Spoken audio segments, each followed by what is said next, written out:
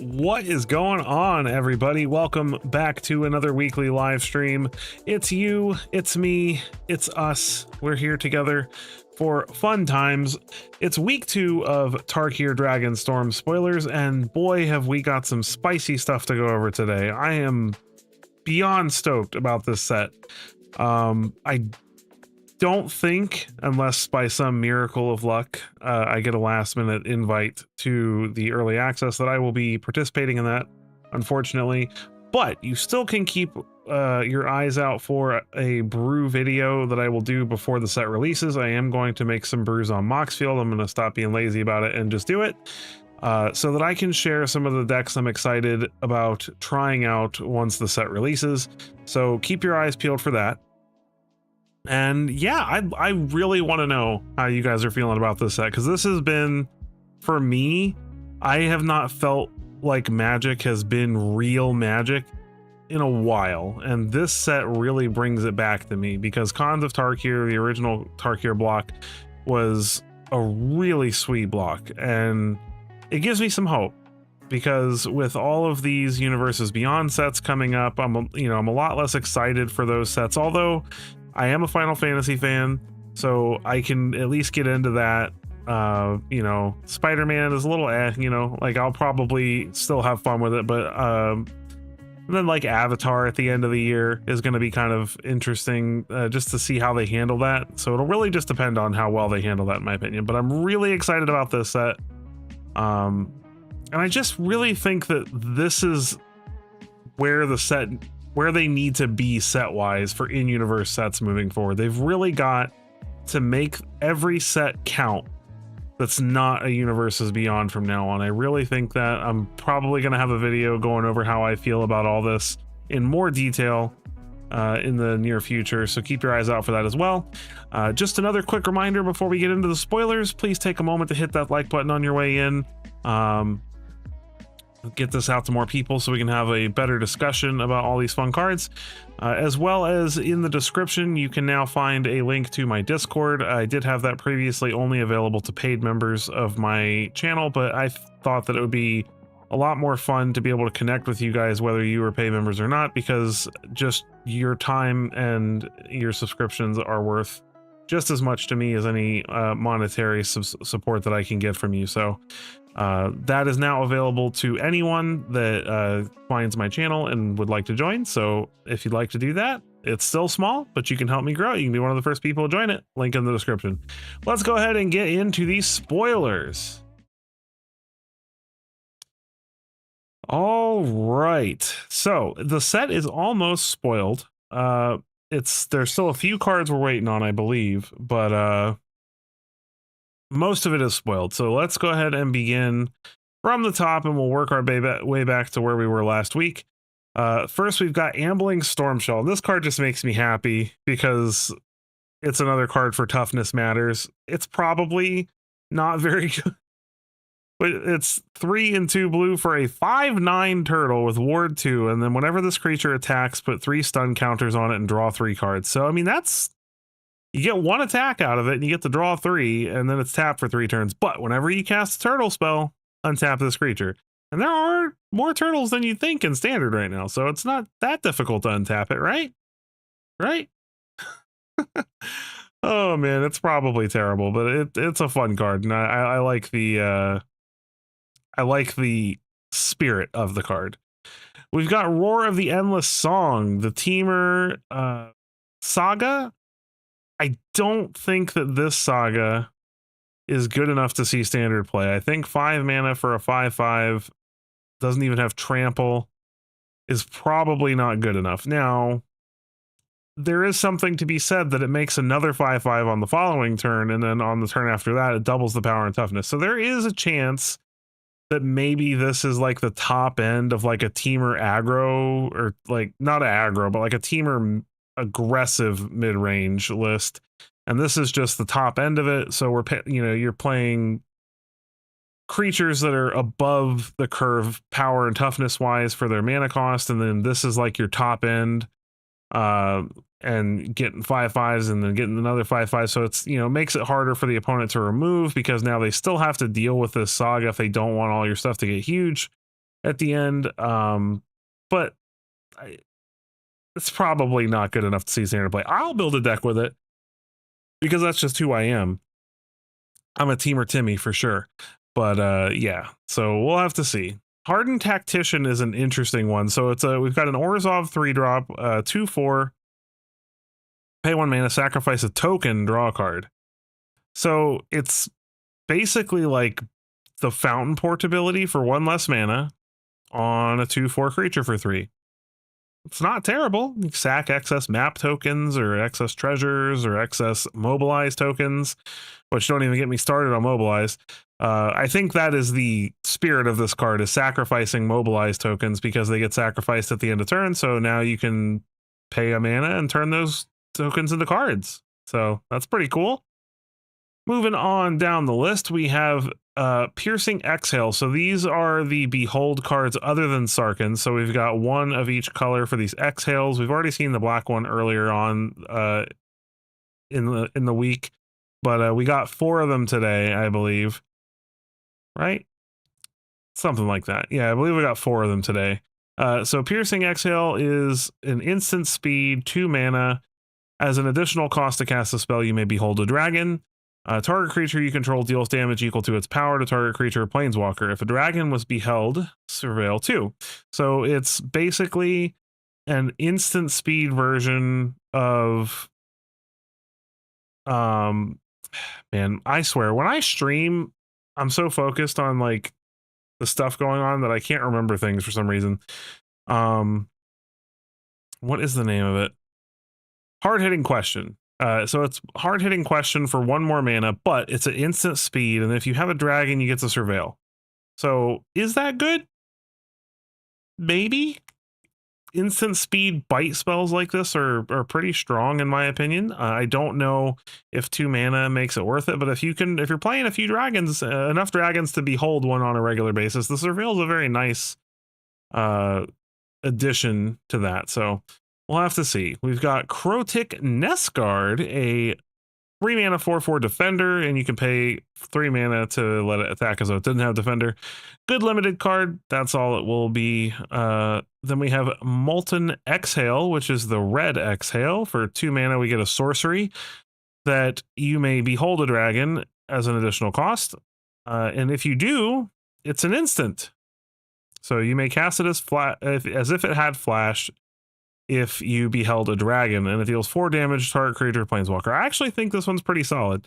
I like this card a lot. I think that it is gonna fill a role that we've kind of been missing.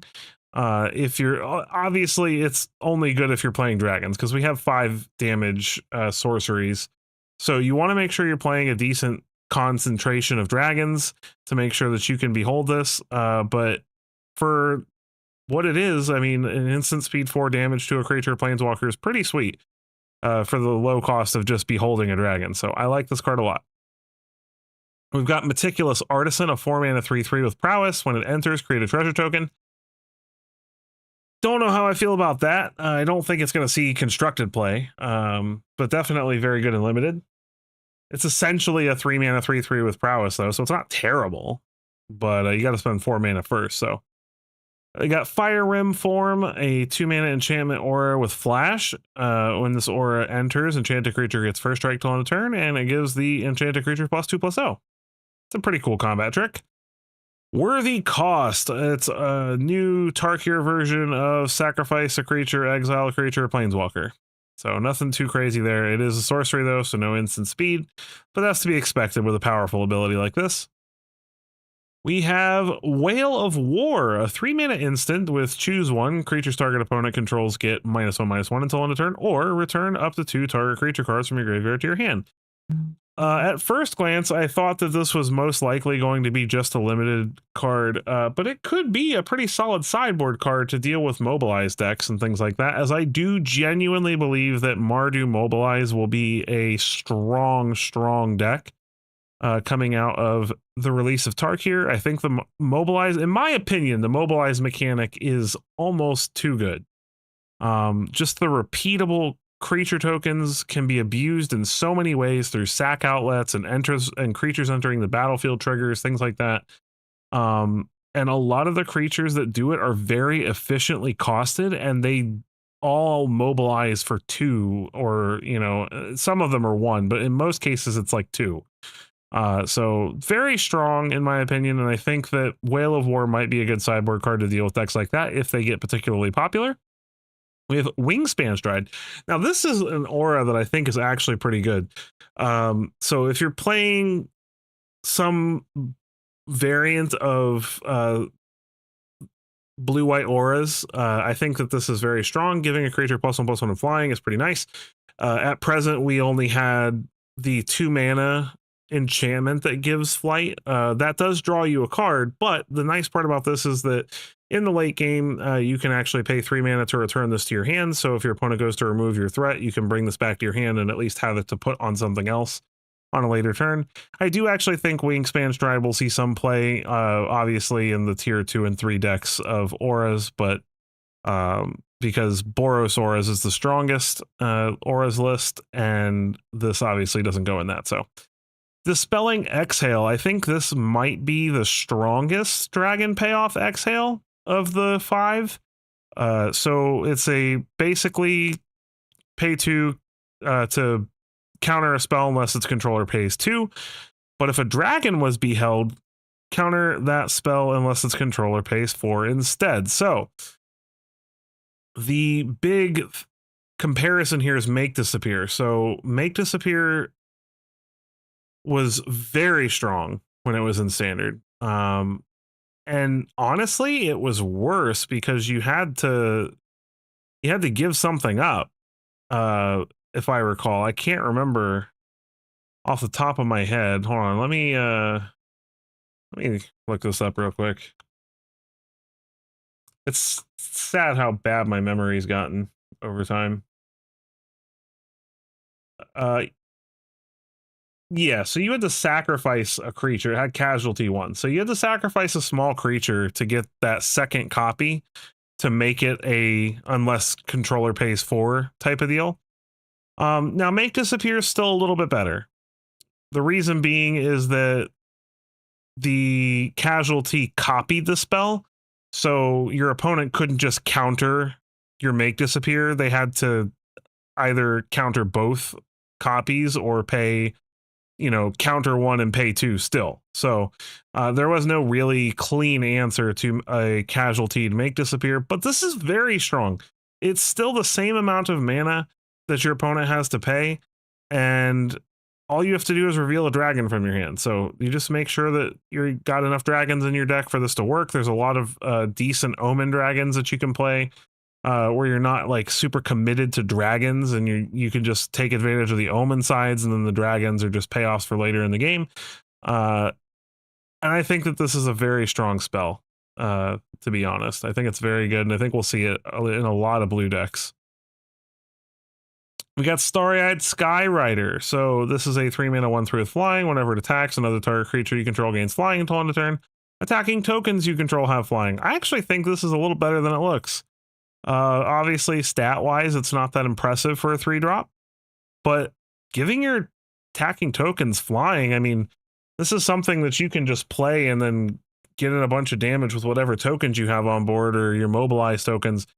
Because this does not have to attack for the tokens to have flying. It's just a static effect. So if this just had the first 2 lines of text, the flying and the attack trigger, I would say it's pretty much, right, something we could just write off. But I think attacking tokens having flying might actually make this potentially viable depending on the situation.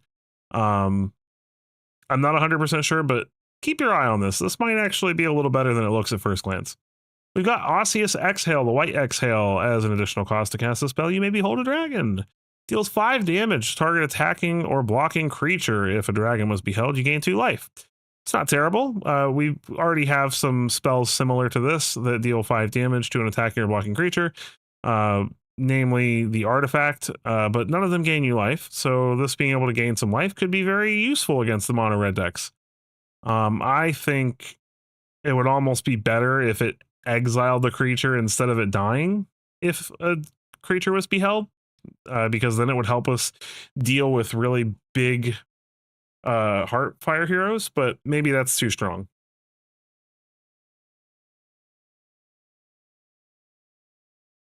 All right, we have Warden of the Grove. Now, this is a creature I'm really interested to mess around with. So it's a 3-mana 2/2. At the beginning of your end step, put a +1/+1 counter on this creature.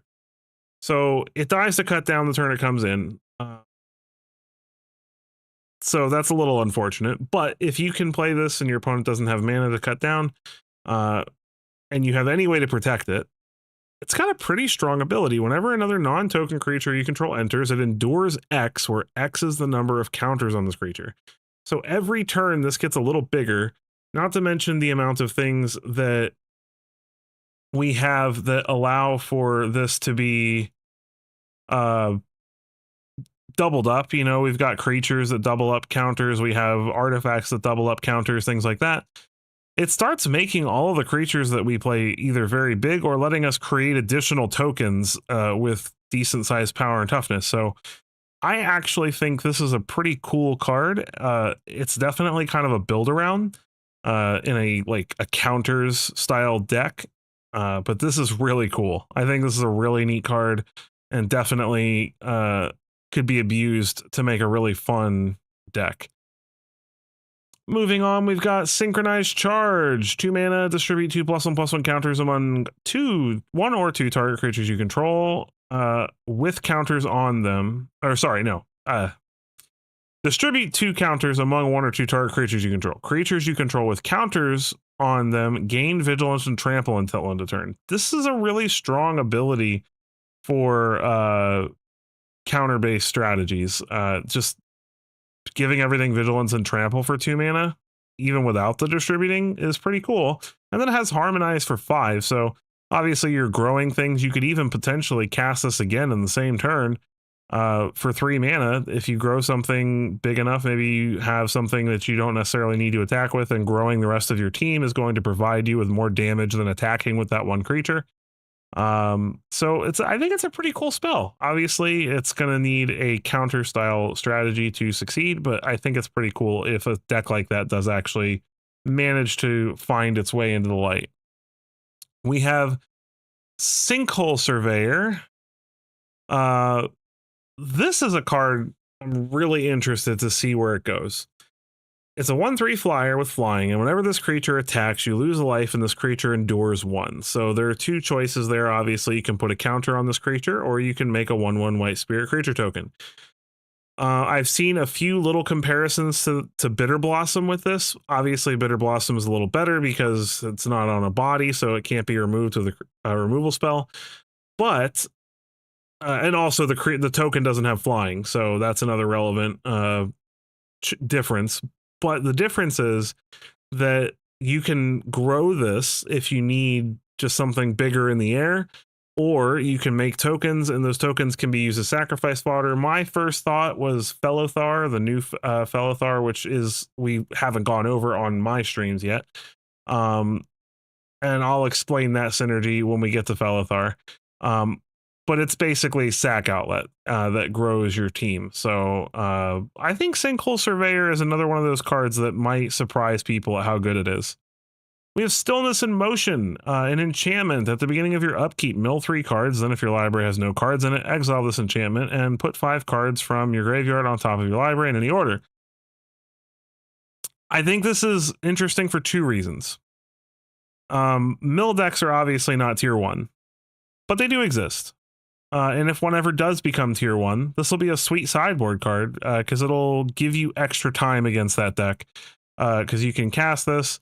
And then if they try to mill you out, your upkeep, you don't draw, you mill, and then you put 5 cards. Obviously, you can put other copies of this into that top 5 to help you possibly draw one and continue that process to stop your opponent from milling you. But where I think this obviously shines is in graveyard-based strategies like Omni Combo and Sultai Roots and Sultai Reanimator and, you know, any other kind of blue deck that cares about the graveyard, even Oculus and things like that. Because this is 2 mana and it just keeps giving you mill every single turn. So I think that's really strong. And I think that just that repeatable mill effect without any conditions or having to do anything can be very nice. And then obviously it has protection from you accidentally milling yourself out if the game drags on that long. You can basically just keep recycling these until you run out of them to avoid milling yourself. So I think that's a very sweet card, and it'll definitely see play.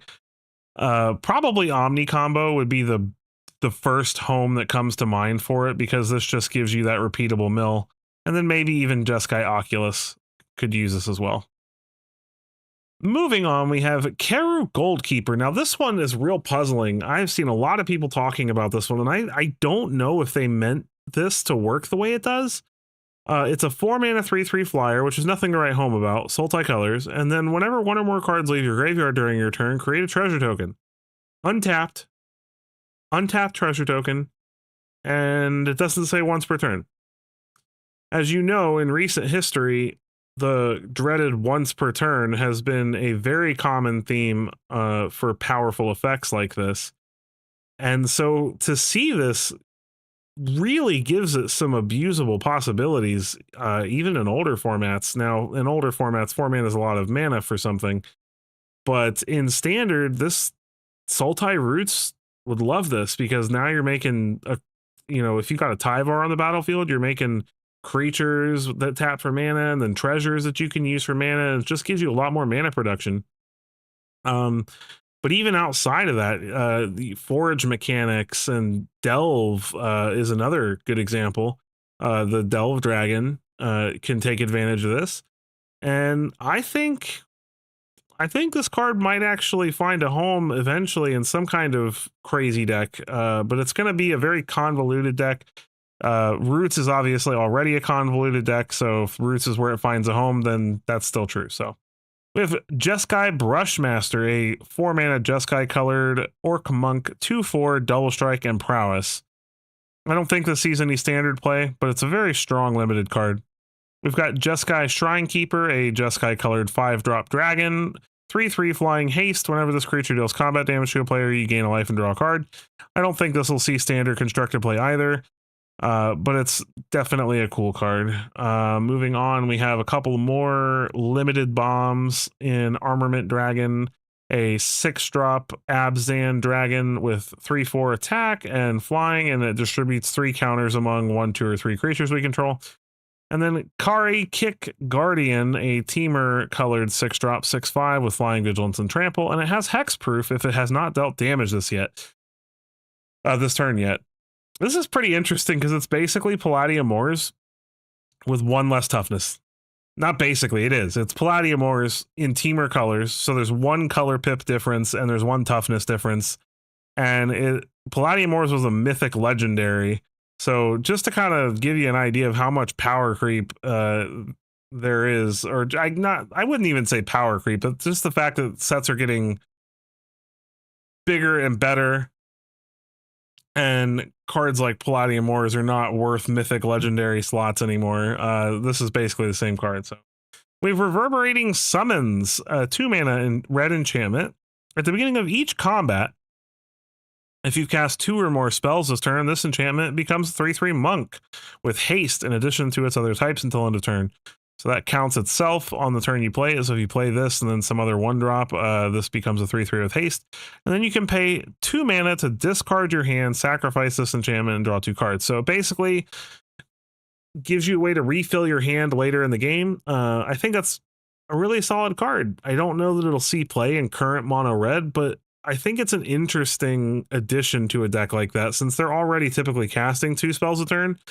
This gives us a creature that can't be wiped away with a board wipe. It can't, and then later in the game, if we're just running out of cards, we can sacrifice it to draw some cards, which can save us in situations where we just barely ran out of gas and we need those last couple points of burn damage.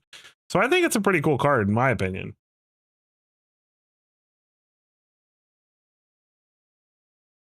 Moving on, we have Frontline Rush. This is a pretty sweet card, in my opinion. It's basically Intruder Alarm with an extra mode. Obviously, since we're playing 2 colors for it, it should have extra effects. Choose 1, create 2 1/1 red goblin creature tokens, or target creature gets +X/+X till in a turn where X is the number of creatures you control. It's a pretty sweet battle trick if you already have a good amount of creatures on the battlefield, and it's nice that it's an instant. So making 2 1/1s at instant speed is awesome. Intruder Alarm does the same thing. But I think it's pretty cool that they're goblins, because that actually has some relevance in the current standard. There are some pretty strong goblin creatures and goblin decks that may not be tier 1, but are pretty close. And this is definitely a welcome addition to a deck like that. So we've got some commander cards. These will not be on Arena, so we're not going to discuss these. Here we go. Just making sure we're not missing anything. Okay, so these are the next spells. We have Kintree Severance, which is an Abzan Tubrid instant, exile target permanent with mana value 3 or greater. I think this card will be decent once we see Leyline Binding rotate. I think this will be a pretty sweet spell, but Leyline Binding is a lot better. And if you're playing, I don't know, maybe I'm wrong. Maybe this is good even, because not every deck cares about Leyline Binding, right? But I don't know. I don't know if this will be good enough.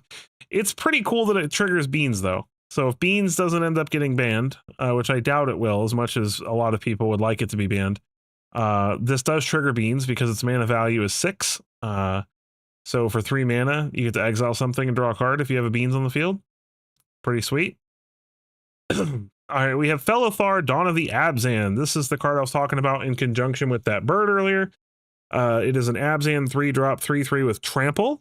Always good that something has trample, especially when it has an effect like this. Whenever Fellothar enters or attacks, you may sacrifice an on-land permanent. When you do, put a +1/+1 counter on each creature you control, which includes Fellothar. So if you can sacrifice an on-land permanent when she enters, she is a 4/4, which is pretty sweet. 3 mana 4/4 with trample is not bad at all, and she grows every turn if she lives. So the reason the bird is pretty cool is because you can attack with the bird on turn 3 because you played it on turn 2, make a 1/1 spirit creature token for 1 life, then play Fellothar, sacrifice that spirit creature token, grow Fellothar and the bird, therefore basically getting both effects of the endure mechanic. And then every turn moving forward, you can use that 1 token that comes from the bird to sacrifice by stacking the triggers so that the bird trigger resolves first and then Fellowthar's attack trigger resolves, sacrificing the spirit that you get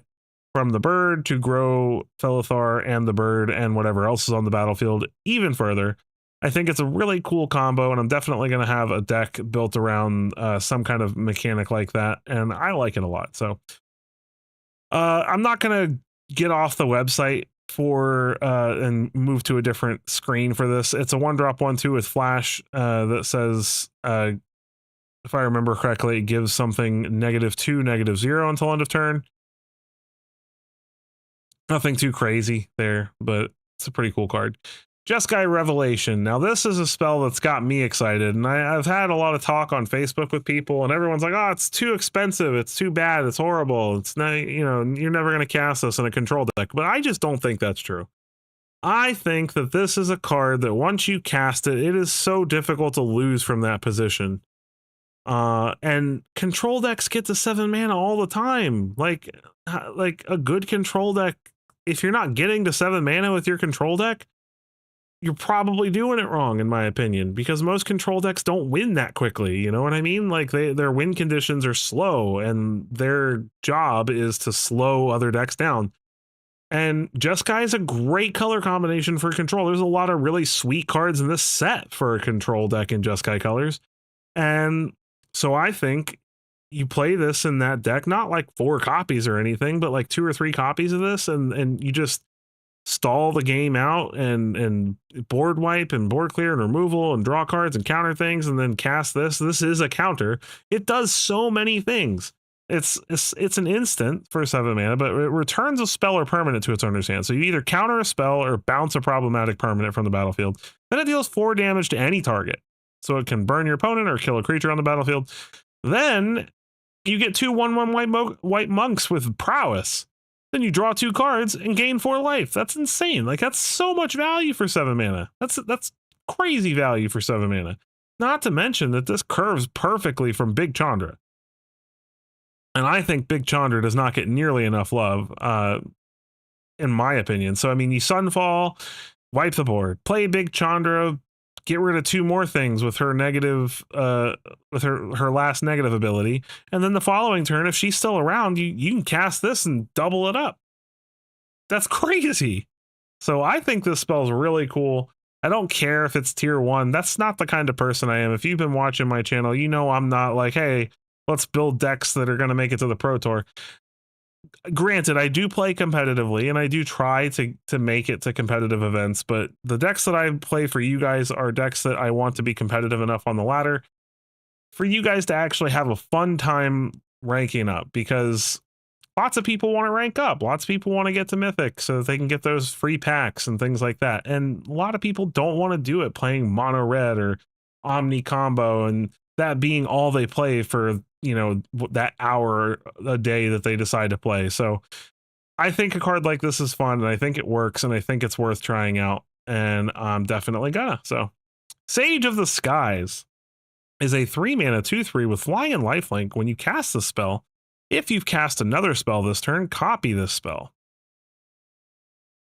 I'm not 100% sure how I feel about this. I think it's better than it looks, though. I mean, on turn 4, like, let's say you cast any 1-drop and this. For 4 mana, you've cast whatever the 1-drop is, which, you know, you probably are playing good 1-drops in your deck, right? And then you get 2 2/3 flying lifelinks for 3 mana. I'd play that. Like, I'd play an instant that did that, or a sorcery. Like, I'd play a sorcery that said, you know, 3 mana, create 2 2/3 flying lifelink creatures, cast this only if you've cast another spell this turn. Like, I'd play that. Like, I think it's pretty cool in my opinion. I don't know if it'll be competitive, but it's a very good card in my opinion. We have Thunder of Unity. Now, this is an interesting saga. So it's the Mardu saga. The first one is draw 2, lose 2, which is a typical 3 mana effect on a sorcery. It's, you know, nothing to write home about. But on top of that, on subsequent turns, whenever a creature you control enters this turn, each opponent loses 1 life and you gain 1 life. And I think that's very strong.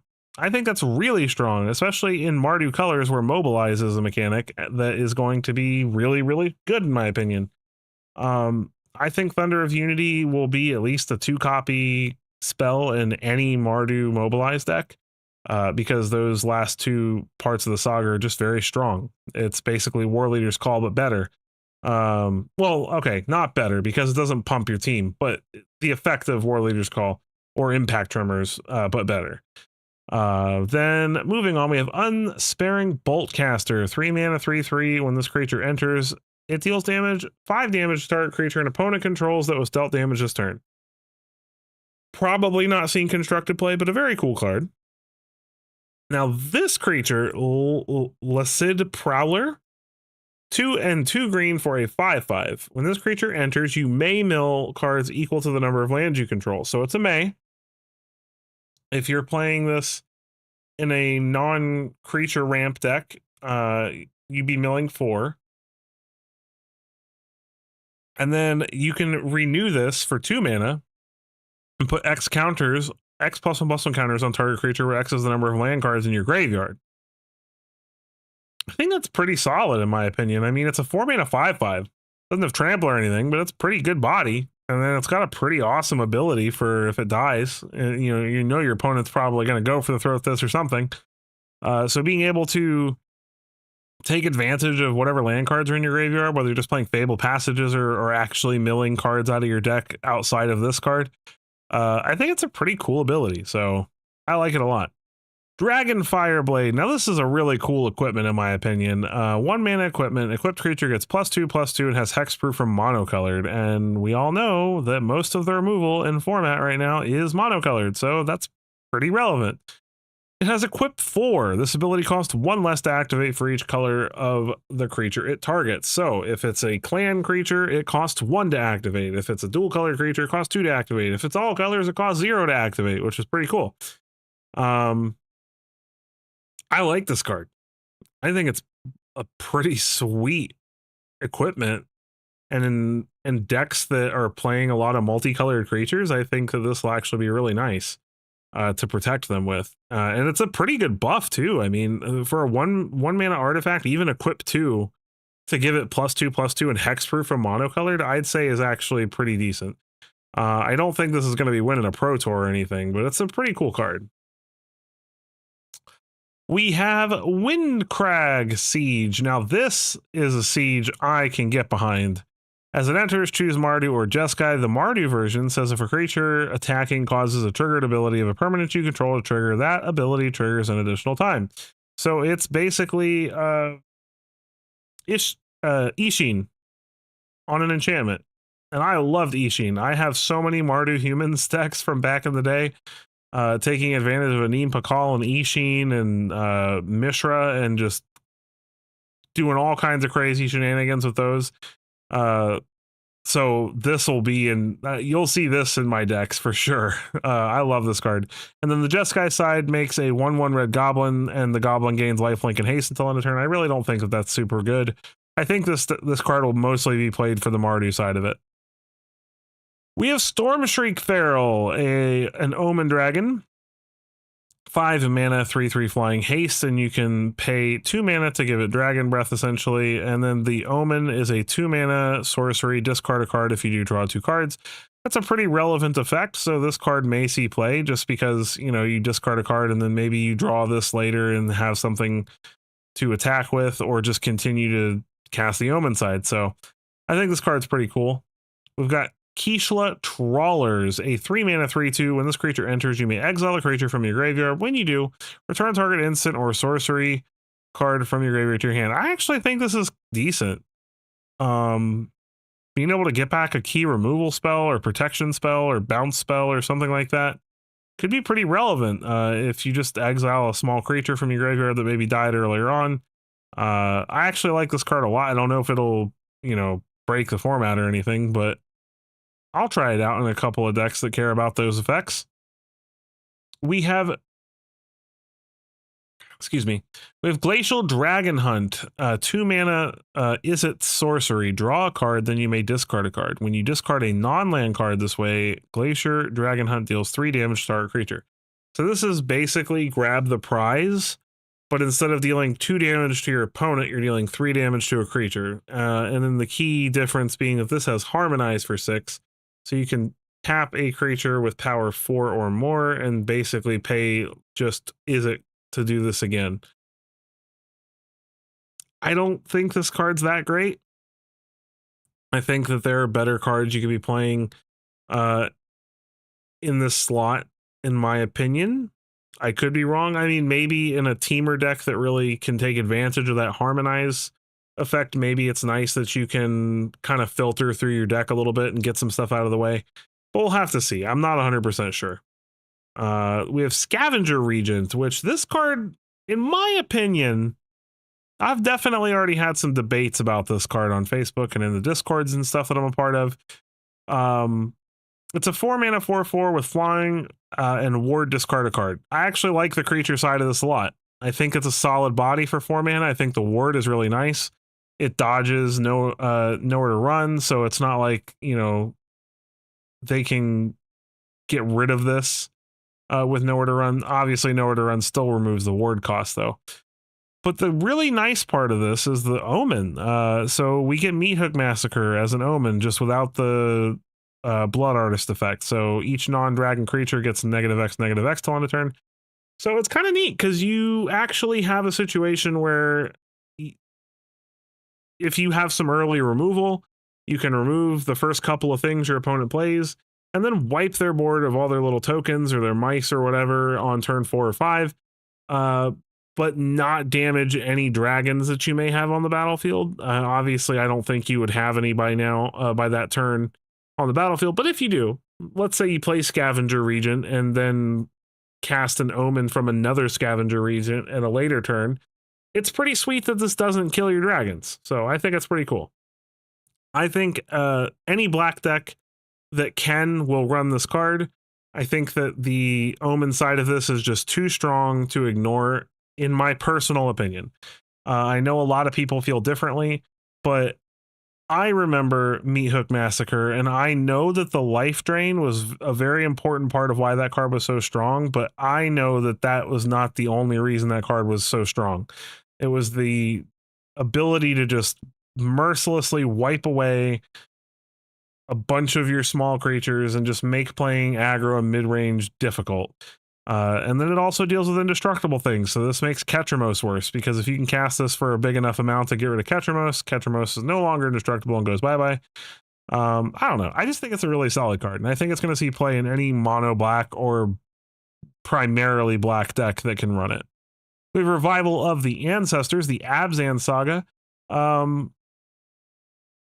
I'm trying to figure out how I feel about this one.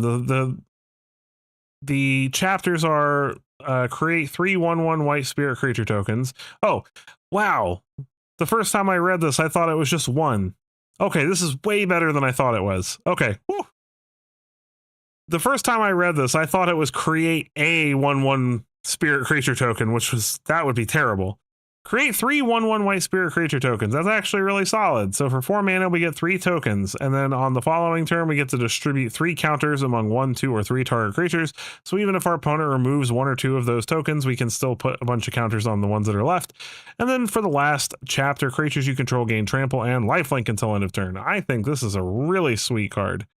And a great way to follow up Fellothar. So you play Fellothar, and then you play this. Sacrifice one of the tokens on attack with Fellothar, grow the other 2 tokens by 1, as well as Fellothar and whatever came before, and then everything gets trample and lifelink on the following turn. I think that's really cool. So, Revival of the Ancestors. Keep your eyes on that one. We have Temur Tawny back. Now, this is a 2-brid creature. When this creature enters, draw a card, then discard a card. 3 mana, 4/3. I don't think it's anything to write home about. But it's not terrible. It's a 3 mana creature with 4 power. It filters us, triggers beans if you want to play beans in a deck like this, but I don't think you would. I don't see this card seeing play. Effortless Master. Now, this one I actually think for an uncommon is pretty strong. For 4 mana, we get a 4/3 with Vigilance and Menace. And then this creature enters with 2 +1/+1 counters on it if you cast 2 or more spells this turn. So if you can cast this after turn 4, or in a situation where you've plotted a spell. So I think a lot of people with this flurry mechanic are forgetting that we have plot. There are some good plot spells, like the bird, for instance, that used to be such a huge pain in everyone's butt. But even enchantments and other spells, there's lots of good plot spells. So you could even cast this on turn 4 with a plot spell. And it's a 4 mana 6/5 with Vigilance and Menace. That's pretty good. I think Effortless Master may actually see a little bit of play. Maybe. In a tier 2 or tier 3 deck. But I think it's a cool card. We got Dragon's Prey, which I made myself look like such a fool the first time I was in a Discord talking about this card, because I thought this said it costs 2 less to cast if it targets a dragon. This card makes no sense to me. This has got to be the worst card in the set. It's a 3 mana instant that says destroy target creature, but it costs 2 more to cast if it targets a dragon. I'm totally lost here. Hero's Downfall is like that's like the base removal spell right now. And it's 1 and 2 black, but it's only 2 black because it can hit creatures and planeswalkers. 3 mana for destroy target creature at instant speed is that's not like great, right? I guess it's not like awful, but we have so many good removal spells, and although all the 2 mana removal have some form of drawback, right? I feel like it's so much better than paying 3 mana. Like, I feel like you'd rather have the drawback, and the fact that this can't hit dragons for 3 mana is just, I don't get it. I don't get the spell. We have Unending Whisper, a 1 mana sorcery, draw a card. Harmonize for 6. This might be better than it looks. I don't know. Maybe in like a gin list, because you can play this in the early game. It fills your graveyard with instants and sorceries. Later on in the game, you can use the Djinn that you cast, which probably has a good amount of power to harmonize this. I don't know. I'm not 100% sure of the Cease play, but it's an interesting card. We have Bewildering Blizzard, a 6 mana instant. Draw 3 cards. Creatures your opponents control get -3/-0 till end of turn. I don't know how I feel about this one either. 6 mana to draw 3 cards is bad, even at instant speed. But the fact that this basically kind of like mini fogs our opponent, maybe it's good. It digs us down into our deck to find a board clear, an actual board clear, or an answer to our opponent's board. And it's a universal -3/-0 to everything our opponents have, whether, you know, so maybe this is good enough to see play in a control deck. Maybe. I don't know. I don't think so. Lightfoot Technique, 2 mana instant, put a +1/+1 counter on target creature. It gains flying and indestructible till end of turn. I think that's a pretty cool ability. I don't think I see standard play, but I like the card. Nature's Rhythm. Now this is a card. This is a card I think is too good, in my personal opinion. Green Sun Zenith cost 1 less mana. Green Sun Zenith was just X and green. Search your library for a green creature card with mana value X or less, put it onto the battlefield, and then you shuffled Zenith into the deck. This costs 1 more mana, and there's no restriction on the color of the creature. Does that 1 mana make it that much worse than Green Sun Zenith? I personally don't think so. I think in a ramp list, being able to include copies of this and give ourselves almost a toolbox of creatures, because this doesn't have to hit big creatures, right? This doesn't have to hit 7-drops and big scary bombs, right? This can just hit utility creatures. You could pay 4 mana for this and go fetch a Scavenging Ooze that you desperately need to exile some stuff out of your opponent's graveyard, or go and fetch a creature that exiles their whole graveyard, like the Flash Cat that does that, or go and fetch a creature that blows up artifacts or enchantments, or that gains you life or draws you cards, or whatever. There's no end to the possibilities of a card like this. And Green Sun Zenith was banned in Standard when it was in Standard. It did eventually end up getting banned, and I think it's still banned. What's going on, Lucas? Saludos to you from the US. Cool to have somebody watching all the way from Argentina. Thank you very much for being here. And then that's not even to mention the harmonize, right? So for 4 mana, we can harmonize this for whatever big creature we have on the battlefield and go get something. So we can use it again on the following turn. I think Nature's Rhythm is a really strong card. And I think this is the kind of card that is going to make either an Abzan or a Teamer or Sultai like toolbox deck work. I think this card's really good.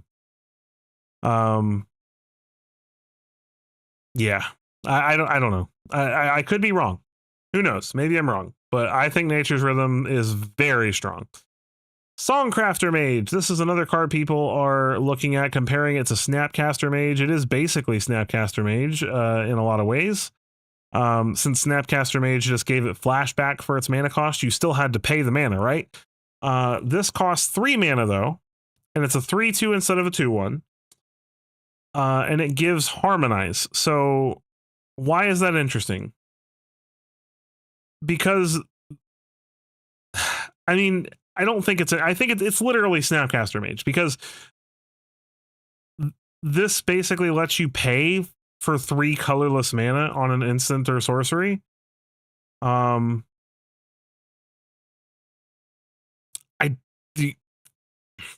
don't know. It's definitely not as good as Snapcaster because it costs more, right? and Snapcaster, you could pay 3 mana to snap Bolt, right? This you would have to pay 3 mana plus a mana to Bolt because you still have to pay the colored mana, right? But if you're casting spells that have 1 pip of color in them, and then colorless mana cost like a 4 mana, like 3 in a green or 3 in a blue or something like that, then Songcrafter Mage is actually pretty interesting. And I think that the card will see some play. I don't think it's going to be Snapcaster Mage play, but it's a really cool card. I like it a lot. Call of the Spirit Dragons. This is the most ridiculous card in the set for me. I love this card, and I will break this card. I don't care what it takes. I don't care what I have to do. You will see me make a video where I beat people with this card. If it's the last thing I do, even if it's only 1 game, it's going to happen. It's a 5-mana enchantment that gives dragons indestructible. That's good enough on its own, in my opinion, if you're playing a dragon deck, right? So you play 5-color dragons because you can. Right now in this standard, 5-color dragons is 100% possible with the lands that we have available to us. We've got Cavern of Souls and Secluded Courtyard, so that's 8 5-color lands, and if you're playing mostly legendary dragons, you've also got Plaza of Heroes. So 5-color dragons, totally possible. Obviously, casting this for 5-color using those lands is going to be difficult, but you could also just play things like Wrenn and 7, or other enchantment or overlord mechanics that give us lands that produce mana of any color to help us cast our 5-color dragons. And just making it so our opponent can't wipe our dragons away with board wipes is pretty cool. Obviously, this will get a lot better after Sunfall rotates. So Sunfall pretty much makes this card useless for the most part as a board wipe deterrent. I'm praying to whatever the powers are that be, that we don't see another exile-based board wipe for a long time. I really think exile-based board wipes, at least in a situation where they're costing the same amount as other destruction-based board wipes, is just too good in my opinion. I think Sunfall is too powerful.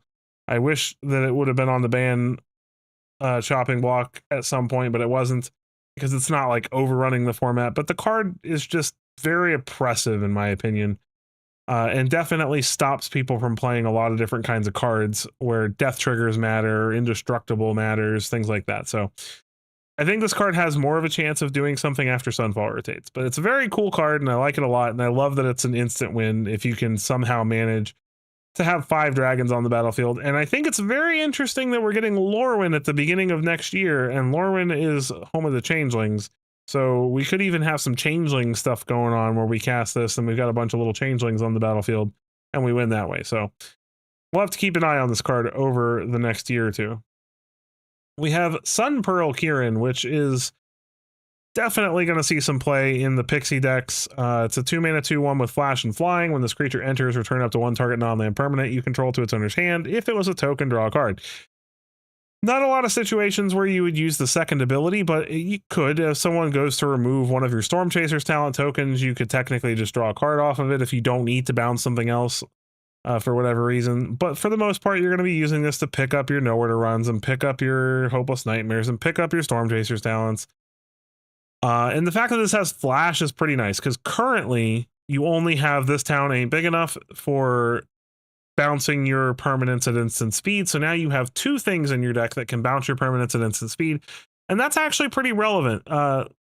Considering that I'm not a big proponent of playing Esper Pixie because it's a tier deck and I try to play off meta stuff, I still think that this card is very strong because it allows us to act with more information. But one of the nice parts about this town ain't big enough is that we can decide what to do on our opponent's turn. Maybe we don't need to bounce their creature. Maybe we just want to bounce 2 of our own things. You know, this is kind of the same thing. Maybe our opponent doesn't play something for us to bounce our momentum breaker with. You know, maybe our opponent doesn't need cards in hand and they're empty-handed. So maybe we don't want to bounce our Hopeless Nightmare. All of the sorcery speed bounce like Pixie and Fear of Isolation all have to be done during your turn. So you have to kind of anticipate what you're going to need and then respond to what your opponent does afterwards. This gives you the ability to do that during their turn and make a choice based on the information of what they've done with their turn, and I think that that makes it very strong. We have Loxodon Battle Priest, a 5 mana 3/5 at the beginning of combat on your turn. Put a counter on another target creature you control.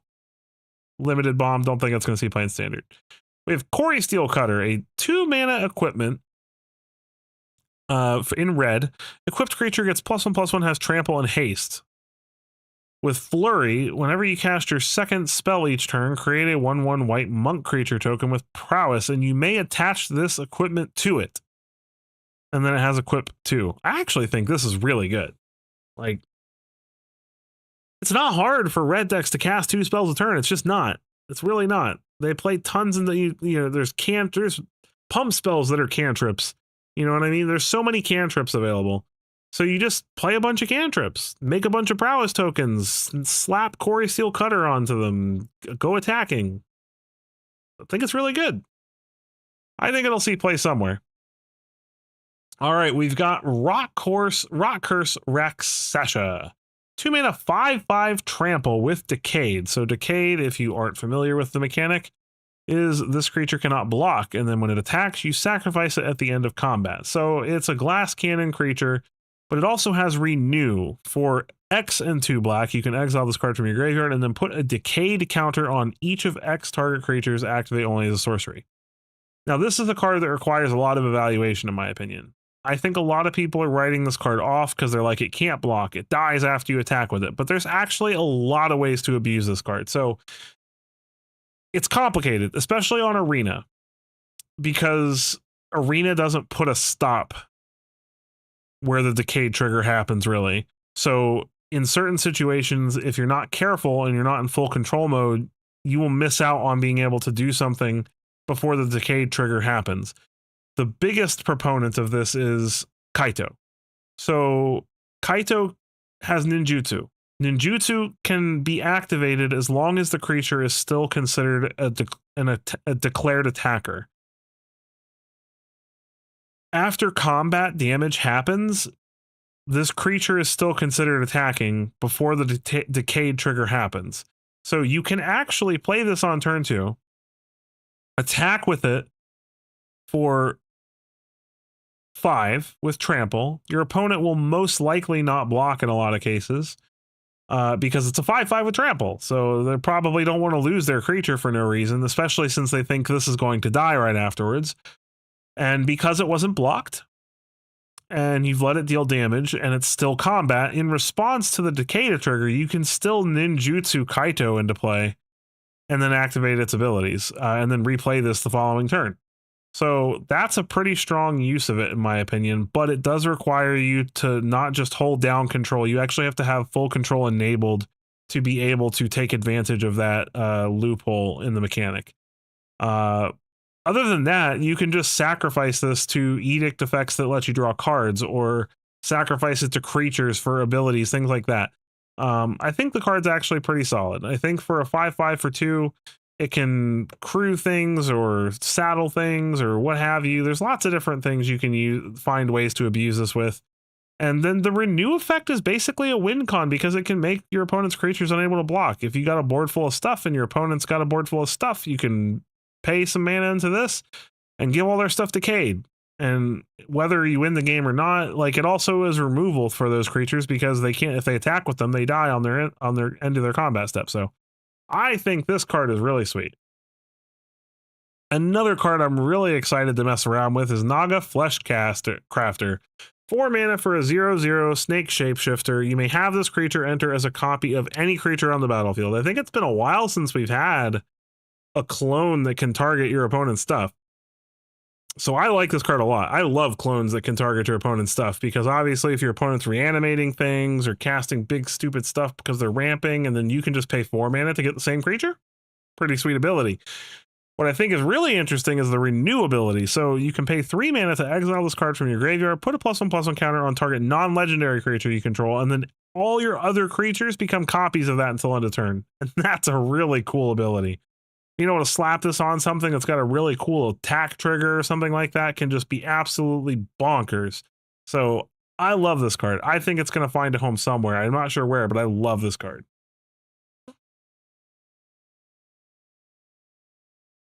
We've got Narset's Rebuke. This is a little bit difficult for me to evaluate. It's probably bad, but I think it's interesting in the flurry decks because it deals 5 damage to a creature at instant speed, but you get 3 of the mana back, and then it still exiles the creature. So the fact that you can't cast this unless you have 5 mana is rough. But in a deck that cares about flurry, this might be good enough. And Jeskai decks are the decks that care about flurry, right? So do I think this card's like the standout card that's going to break standard? No. But I think maybe a copy or 2 of this in your flurry deck is worth it because it enables you to cast 2 spells by itself, essentially, because it adds 3 mana back to your mana pool so you can play another 3-drop. I think it's really good. It's 5 damage. It's not terrible, and it exiles the creature. So you're basically, you have to wait till turn 5 to do this, but it's 2 mana for instant speed 5 damage to exile something. So I think it's reasonable. I don't know if it'll see play, but I like the card. I think it's actually got potential. Breaching Dragonstorm. I want this card to be good so bad. I don't know if it will find a home. Probably not. But I like the card, and I think it's fun. 5 mana enchantment. When it enters, exile cards from the top of your library until you exile a non-land card. Excuse me. So sorry. You may cast it without paying its mana cost if that spell's mana value is 8 or less. If you don't, put that card into your hand, and then when a dragon you control enters, return this enchantment to its owner's hand. So basically, you can keep doing that every turn if you have lots and lots of dragons in your deck. It's probably pretty bad, but I think it's a fun design. We have Feral Fleshgorger, which is a 6 mana 3/5 flying Death Touch dragon with Omen. 2 mana for the Omen. It's a sorcery. Put a counter on up to 1 target creature and draw a card. It's not terrible. No, I don't think it's going to see play, though. Rebellious Strike, 2 mana for +3/+0 till end of turn, draw a card. Don't think that sees play either, but I could be wrong about that. Moving on, we have Herd Heirloom. Now, this is a card I'm excited about. This card is really good. 2 mana, so we get an unconditional 2 mana creature rock that lets us add mana of any color. There are no other non-creature 2 mana cards that let us add mana of any color for a creature right now. The cheapest we have for that is 3. And a lot of the cards you want to ramp up to are in the 4 and 5 slots, right? So I think this card is really, really strong because not only does it have that ability, and yes, you can only spend the mana to cast creatures, but you're going to want to cast creatures with a card like this anyway. You can also tap it without paying any mana to give a creature with power 4 or greater trample until end of turn. And then also, as if, honestly, if it just said that, if it just said creature with power 4 or greater gets trample, I would think that was good enough. Then on top of that, when it deals combat damage to a player, draw a card. So it's ramp and card advantage all on a 2 mana artifact. I think this card is nuts. I think this is going to enable some really sweet ramp decks with cool creatures, and I love the card. It's one of my favorite cards in the set, and I will be jamming it into a lot of decks. Specifically Abzan and Teamer ones. We have Hollowmurk Siege. Actually, no, I'll be putting it in anything that runs green that's creature based because it goes good with the Sultai Snake too. Lets us cast Sultai Snake on turn 3. Hollowmurk Siege, Golgari enchantment with Sultai and Abzan. If you choose Sultai, whenever a counter is put on a creature you control, draw a card. You can only do this once a turn. That's not a bad ability. And then Abzan says whenever you attack, put a counter on target attacking creature. It gains menace until end of turn. That's actually pretty good. Giving something menace till end of turn and growing your creature is a pretty solid ability for a 2 mana enchantment like this, and I like it a lot. We have Teeming Dragonstorm, a 4 mana enchantment that makes 2 2/2 white soldier creature tokens, and then if you play a dragon, you get to bounce it back. I actually think this one's okay. 2 2/2s for 4 with the potential to recur it. I think it's pretty solid.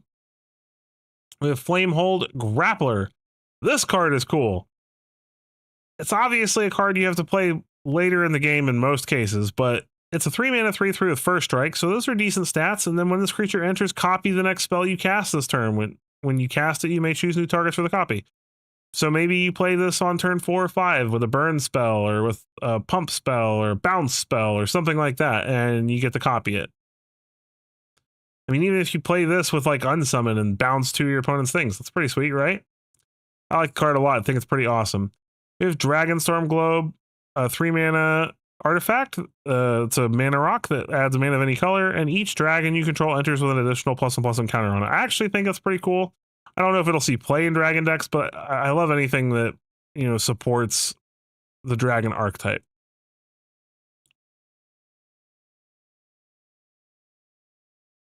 Ooh, man, there are a lot of spoilers.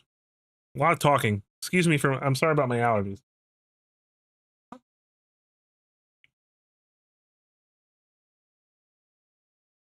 Whew, this is wearing me out. All right, Dragonstorm Forecaster, 1 mana 0/3. You can pay 2 to search your library for a card named Dragonstorm Globe or Boulder-born Dragon and reveal it and put it into your hand. Have we seen Boulder-born Dragon?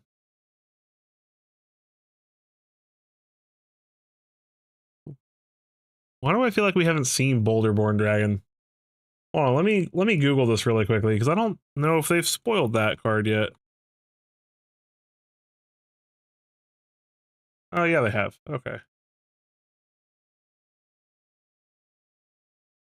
Oh, that's a terrible dragon. It's a 5 mana 3/3 with flying and vigilance. Okay. So that's bad. The dragon you can search up with that's pretty terrible. But being able to fetch up Dragonstorm Globe isn't terrible. Dragonstorm Globe's actually an okay card. This is going to be really good and limited if you get both of these. So very strong limited, but we've got Avenger of the Fallen, and this is where I think that Mobilize gets ridiculous. So this is basically Preacher stats. It's a 3 mana 2/4 Death Touch, so it's same as Preacher. But it has Mobilize X, where X is the number of creature cards in your graveyard. So if your opponent's been removing your stuff, or you're milling, or whatever, this makes a bunch of 1/1 tapped and attacking red warrior creature tokens for every creature in your graveyard. That's great. And you're very much incentivized to attack with this because it has Death Touch. So it's not likely your opponent's going to get to profitably trade with this. So I think Avenger of the Fallen is probably one of the best creatures in the set. Just for its potential. So we'll have to see. I know this card will see play somewhere. It has to. We have Alesha's Legacy, a 2 mana instant target creature you control gains Death Touch and Indestructible on a turn. Nothing special there. It's just a pretty common combat trick that we see for limited. Yathan Roadwatcher. Now this is a creature I really like too. It's a 4 mana 3/3 abs and colors. When this creature enters, if you cast it, mill 4 cards. When you do, return target creature card with mana value 3 or less from your graveyard to the battlefield. And this is sweet because you don't have to already have something to get back in the yard. You might just be able to mill it. And don't forget, Baby Sea Drinos in this set. Paying 4 mana for a 3/3 that gets you back a Baby Sea Drino? That's nuts. Or an Avenger of the Fallen. I think Yathan Roadwatcher is going to be a card you got to watch out for. I think that card's really sweet. We have Twin Maw Stormblood. It is a Boros Dragon Omen card. It's 6 mana for a 5/4 flying, and when it enters, you gain 5 life. That's pretty good catch up for 6 mana. And then the sorcery is really good. So it's 2 mana for 5 damage to target creature without flying. I think this will actually be pretty cool in a control deck. You get a 2 mana spell that gets rid of whatever their biggest threat is on turn 2 or 3, and then later on you draw a 6 mana 5/4 that gains you 5 life and gets you back in the game. I think the card's really sweet. We've got Fresh Start, 2 mana enchantment or a flash. Enchanted creature gets -5/-0 and loses all abilities. I think this will be interesting in Eerie decks that care about a mechanic like this. I definitely think the card has potential to see play, and in an enchantment aura's Eerie deck, because sometimes getting rid of the abilities is more important than actually removing the creature. So it's possible this could see play. I don't know for sure, but it's not impossible. Sonic Shrieker, a Mardu 5-drop 4/4 flyer. When it enters, it deals 2 damage to any target and you gain 2 life. If a player is dealt damage this way, they discard a card. I actually really like this. Of all the uncommon dragons, this is probably the one that has the most chance to see some amount of play in Standard, because I think it's a pretty good ability. Like, a 4-mana 4/4 flyer is okay.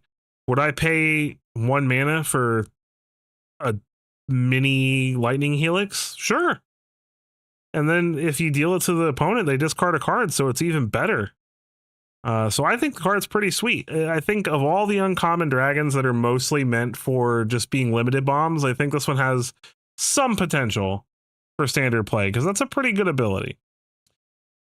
Moving on, we have Tursa Light Shatter, a 3-mana 3/3 with haste. When it enters, discard up to 2 cards and draw that many cards. Effects like this are always very strong, and I think that this is no different. And then whenever Tursa Light Shatter attacks, if there are 7 or more cards in your graveyard, exile a card at random, and you may play that card this turn. So it basically lets us draw a card out of our graveyard, since it's random. Do I think that's good? I think it's okay. You have to have 7 cards in your graveyard, so it's very unlikely that you can have a ton of control over what you cast. But it's not bad. I mean, a 3-mana 3/3 with haste that lets you filter bad cards out of your hand is good. So I think the card will see some play. Definitely, maybe at the top end of mono red. Snakeskin Veil, we know what that card is. Corey Mountain Stalwart, a 3-mana 3/3 with Flurry. Whenever you cast your second spell each turn, this creature deals 2 damage to each opponent. You gain 2 life. I actually think this card might see play too. 3-mana 3/3 that mini lightning helixes your opponent every time you can double spell in a turn. I think that's pretty cool. Death Begets Life. Now here is a card. Here's a card that I've also argued with people about.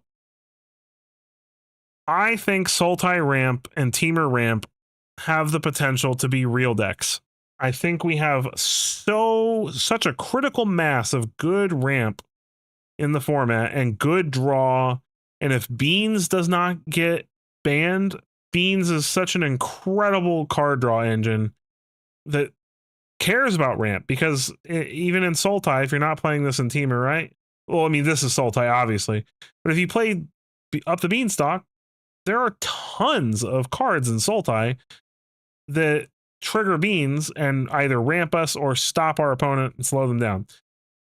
Death Begets Life would destroy our Beans, but by the time we get to this is just a big FU to all the domain decks. Destroy all creatures and enchantments and draw a card for each permanent destroyed this way. That's crazy. Like, I think for 8 mana, being able to blow up all their creatures and all their enchantments, and then also draw cards for everything we blow up, I don't see how you lose from that position. Like, you just refilled your hand and gotten rid of all their stuff pretty much. Like, Domain Overlords is literally all creatures and enchantments. You literally just wipe everything they have away, draw a bunch of cards. I don't see how they come back from that. And it's not that hard to just cast this on like turns 5, 6, or 7 if you're ramping good enough. So I don't know. I think this card sees play. I think it sees play as a 1 or 2 of at the top end of a Sultai ramp list. And I really like the card. And I think that people are just too focused on what the best, strongest tier 1 cards are going to be coming out of this set, and they're just not thinking about the fact that the majority of players, especially playing on Arena, are not Pro Tour players. They're not people who are going in to, you know, their LGS and playing in RCQs or going to big Standard events or making it to the Pro Tour. You know, most people are just like, how do I beat Domain? Okay, boom, there you go. This beats Domain. If you can ramp to this and cast it against the Domain deck, they're going to have a really hard time coming back from that, because you're blowing up their Beans And yeah, you're blowing up your own beans too, but you're drawing a card for it already, plus for everything they have. So you don't need beans anymore. You just drew like 7 or 8 cards. Like, you're good. You're getting rid of their beans though, and you're getting rid of all their stuff, all their overlords that you know, in most cases board wipes don't help against because they play them with impending, so they get their benefits and then they sit around, and then every turn this one comes off impending, that one comes off impending, this one comes off impending, and board wipes just don't help. This does. This is a board wipe that just says no, get out of here, all of it. And I love it. I think it's great. Kishla Skimmer. 2 mana 2/2 flyer. Whenever a card leaves your graveyard during your turn, draw a card once a turn. I don't think that's terrible. I don't think it'll see play in Roots, but maybe in a Harmonize deck, because Harmonize technically exiles it from your graveyard, I think, if I'm correct. Let me find a Harmonize card real quick. Where's Harmonize? Harmonize somewhere. I know there's one. Okay. Then exile the spell. Yeah, so it leaves your graveyard. So, yeah. So this could go in like a Harmonize list. Draw an extra card every time you harmonize something. I think that's pretty cool. Essence Anchor, 3 mana artifact. At the beginning of your upkeep, surveil 1. You can pay 2 mana to create a black zombie druid creature token. Activate only during your turn and only if a card left your graveyard this turn. I don't think it's going to see play, but it's a cool card. We've got a couple more commander cards, which we will not be going over because they won't be on Arena. And then we have Bone Cairn Butcher, which is a 4 mana 4/4 with Mobilize 2, and it gives attacking tokens we control Death Touch. I think that's a really strong uncommon. Giving all of our tokens Death Touch is really good, especially because they get sacrificed at the end of turn, so we're really stopping our opponent from just eating our tokens from all our other Mobilize mechanics, and then this also has Mobilize, so I think the card's really sweet. I think it'll see some amount of play in a Mardu Mobilize list. We have Heritage Reclamation, which might be one of the best artifact enchantment hates that we've gotten in a while. It is a 2 mana instant that says destroy an artifact or destroy an enchantment or exile up to 1 target card from a graveyard and draw a card. It's Paw Patch formation, but in my opinion, I don't know. Paw Patch formation deals with big flyers, which is nice, and especially in with this set coming out, there are going to be a lot of big flyers, so maybe Paw Patch formation is still better than this, but this might see more play just because when you side something like this in, you can side it in against more stuff, right? Most decks are already playing some kind of removal to deal with whatever the big creature is. And Paw Patch is nice because it can deal with those big creatures if you need it to, but most decks already have something in their deck to deal with those. This gives us the option to side it in when we need to destroy an artifact or an enchantment, or against Reanimator or Omni combo strategies. So I think Heritage Reclamation is a really sweet sideboard card, and will probably take the place of Paw Patch formation in a lot of sideboards. We have War Effort, 4 mana enchantment. Creatures you control get +1/+0. Whenever you attack, create a 1/1 red warrior creature that is tapped and attacking and basically, it's an enchantment with Mobilize 1. I don't know why they didn't just. I guess you can't because the creature has to attack for Mobilize. It's Mobilize 1 on an enchantment. It gives any creature you have Mobilize 1, basically. I don't think it's great, but it's not terrible. There are just better things. Like, I'd rather be playing like Enduring Courage or something for an effect like this. Monastery Messenger, 2-brid in the Just Sky colors, so 3 mana for a 2/3 flying vigilance, and when it enters, put up to 1 target non-creature, non-land card from your graveyard on top of your library. It's not terrible. It can buy you back your best removal spell or best counter spell or whatever if you need it. We have River Wheel Sweep. Tap target creature and put 3 stun counters on it. That's not terrible for 3 mana. And then exile the top 2 cards of your library. Choose one until end of your next turn. You may play that card. I think this card's actually really good. I think it's really sweet. I'm not 100% sold on it, but I really do like it. I think it has potential. Host of the Hereafter, a 4 mana 2/2. This creature enters with 2+1/+1 counters on it. Whenever this creature or another creature you control dies, if it had counters on it, you may put its counters on up to one target creature you control. That's a pretty cool ability. I don't know that it'll see play, but I like it. We have Clarion Conqueror, a 3-mana 3/3 flyer. This dragon's got lots of people talking. It's a really nice hate piece. It gives, basically says flying, activated abilities of artifacts and creatures and planeswalkers cannot be activated. So it shuts off all the fun stuff, which is pretty cool. And that is it for all of the spoilers for this week. We went over this stuff last week, so yeah, I'm feeling pretty sweet about this set. I really like this set. I'd love to hear your thoughts on it if you are here. I'd love to hear what cards you're most looking forward to. If you have any differences in opinion with me, I'm happy to discuss.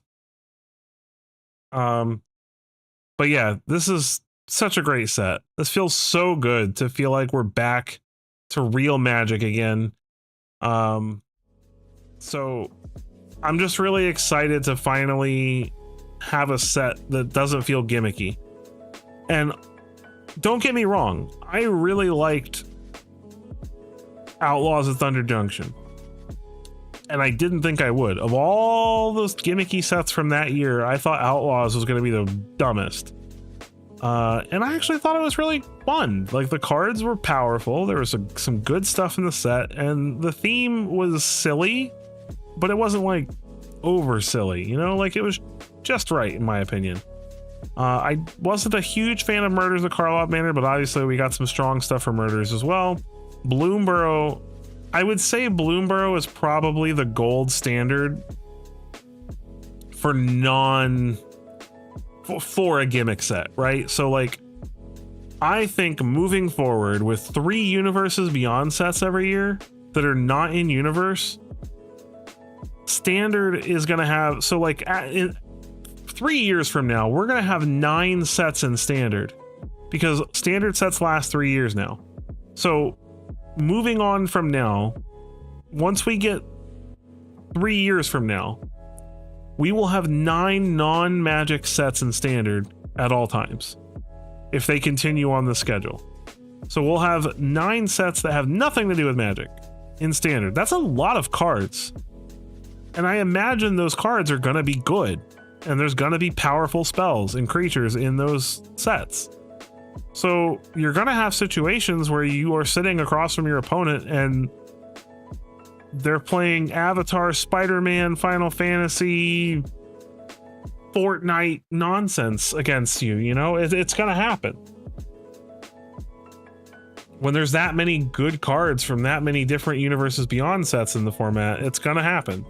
And so I think for people not to walk away from this game, for people like myself, I say myself, I'm more open-minded, so I'm not going to walk away from the game over Universes Beyond, right?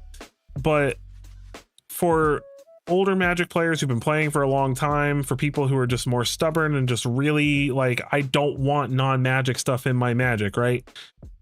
Making Universes Beyond standard legal is a big deal, and I think the only way that they're going to keep those players who are not happy about Universes Beyond is by making every in-universe set as good as this one.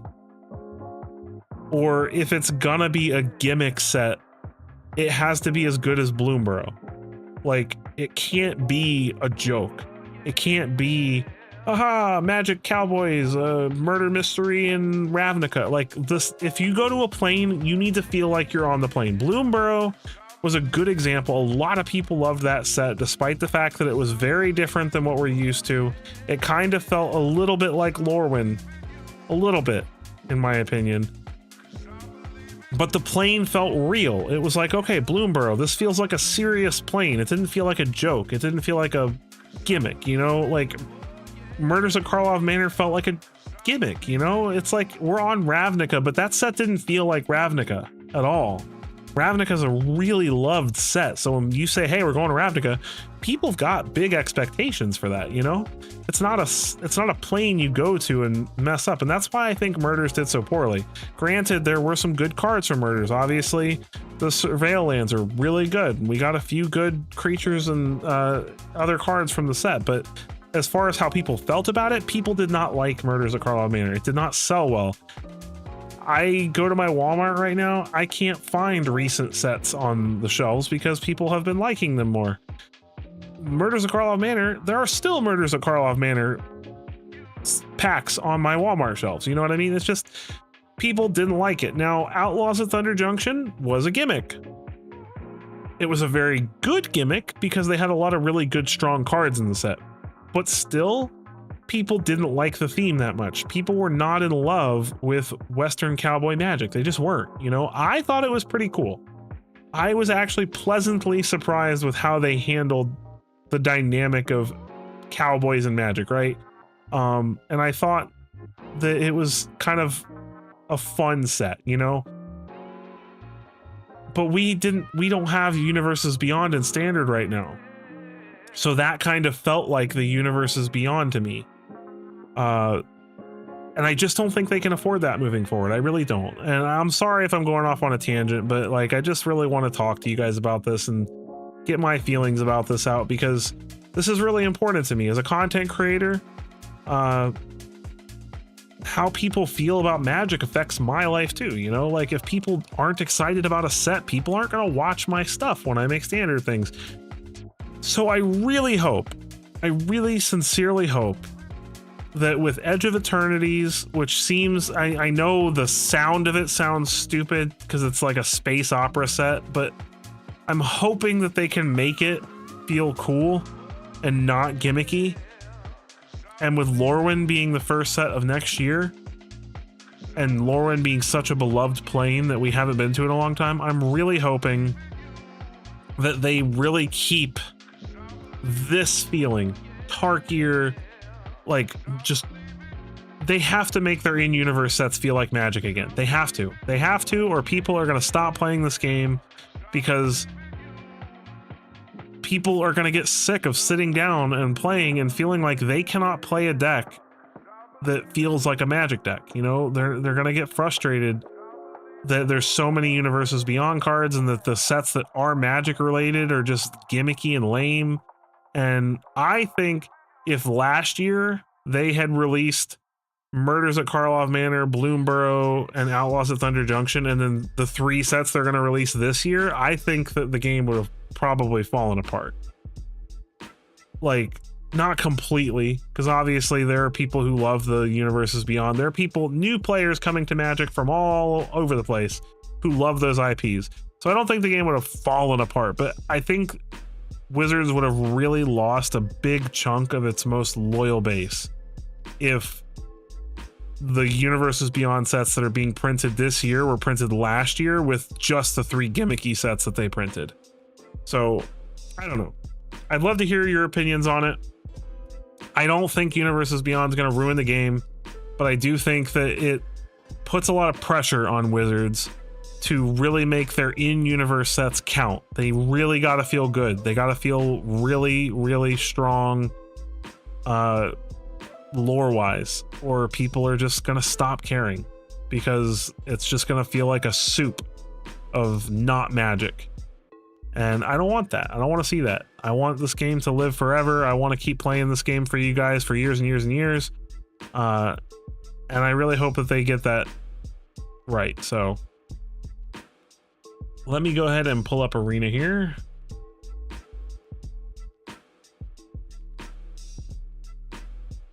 Just give me a couple of seconds.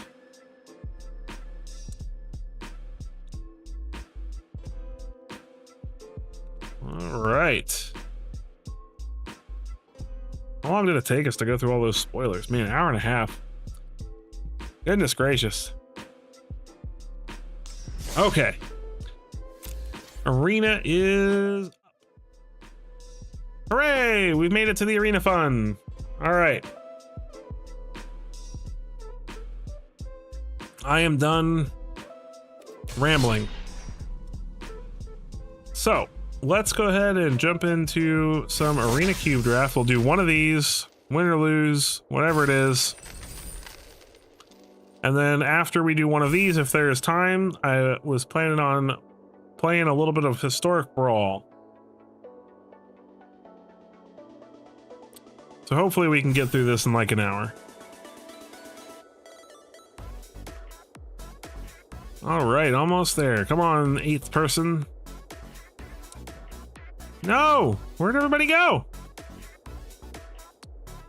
Come on. Arena Cube is fun. It's one of my favorite things. Apparently nobody wants to play with me.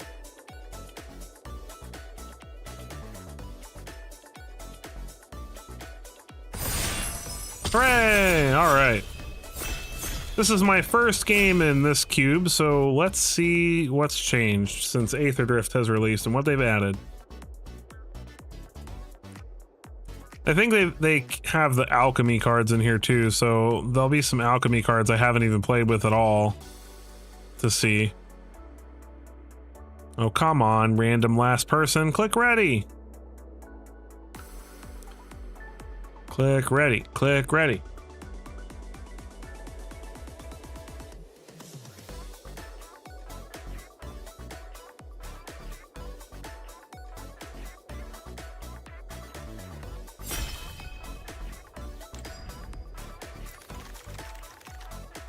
All right. Boop, boop, boop, boop, boop. Swords to Plowshares. Reanimate. Ooh. Esper Sentinel. Brazen Borrower. Some very solid cards here. What do we want to play? I mean, Swords to Plowshares is really good removal. Esper Sentinel's really good too, though.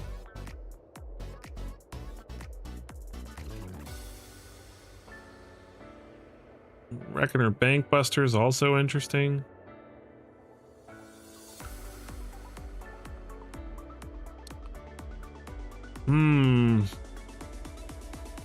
Reanimate or swords? That's where I'm at.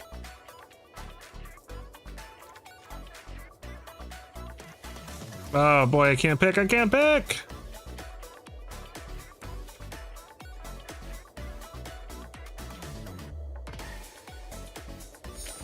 Take swords.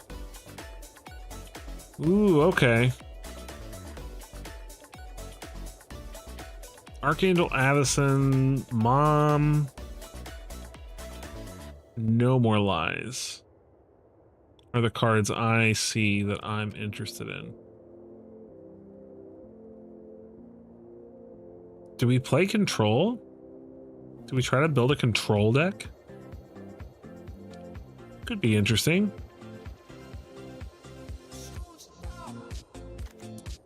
I like Mom. I don't want to build control. I don't want to spend my limited games like decking. Beza. Beza goes good with Mom. Yeah. Ooh. Elspeth Sun's Champion, Dollmaker Shop. I don't think I'm in love with Dollmaker Shop. What's up, Chris Duff? It's going pretty well. Welcome to the stream. Gix's Command is tempting.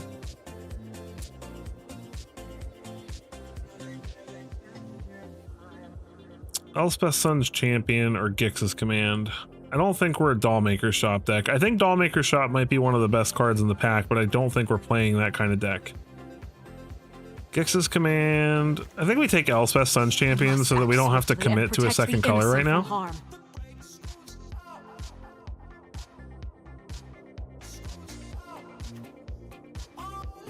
I really like Elspeth.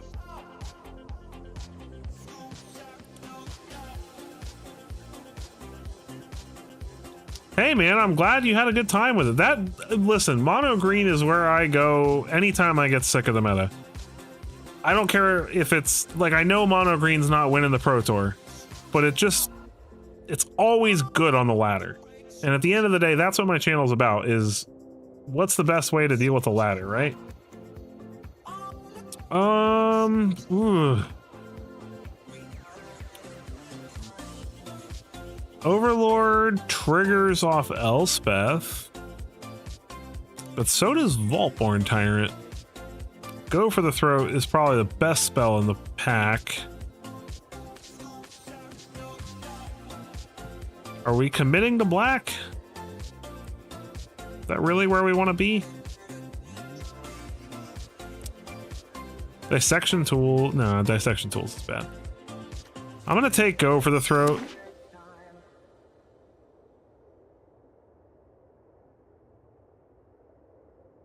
Not committing to black, but I feel like not taking Go for the Throat is bad. Yeah, the Ooze deck was that's a fun deck. I'm so stoked about this new set. Like, I'm gonna build so many crazy things. I don't think people are prepared for the level of jank I've got in store. I'm gonna make I'm not in the early access, so I'm gonna make a video with a few brews from Moxfield beforehand, because I'm not gonna let not being in the early access ruin my brewing creativity and bringing that to you guys. So keep your eyes out over the next few days for a video like that. I think we take Journey to Nowhere, because this is something that also triggers Elish Norn and gets 2 things, which is pretty cool. Brimaz. Ooh, I like Brimaz. What is this? Look at the top 6 cards of your library. Put a creature, mana value 3 or less, and then conjure a duplicate onto the battlefield. The duplicate, it's interesting. I like Brimaz though.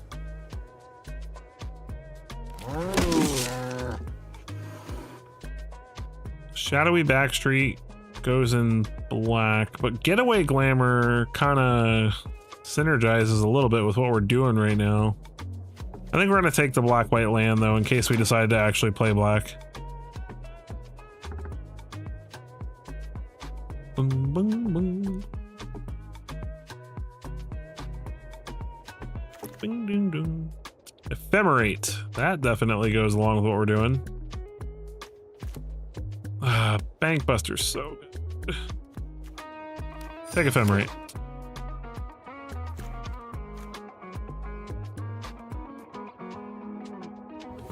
Can't go wrong with Ephemerate. I love this card. It's one of my favorite spells. Nothing like blinking rhinos and other fun things. Although I don't think Siege Rhino is in this.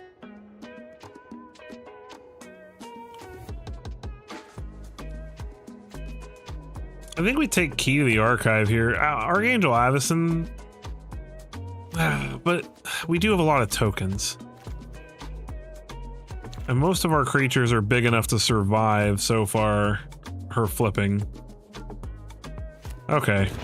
Take Archangel. Johnny Caller the Pride, probably not great. No matter what, there is always hope. What does this do? When it enters, search your library for a basic, put it on the battlefield tapped. When it attacks, you may return a land you control, put a counter on it. Garruk Relentless. I don't think we're playing green, but we'll take Garruk, because Garruk's pretty good.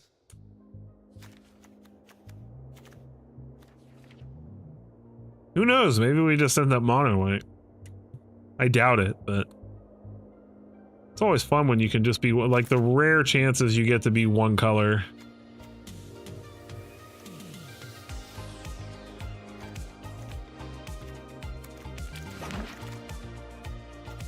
During your first 3 turns, enters tapped if you were the starting player.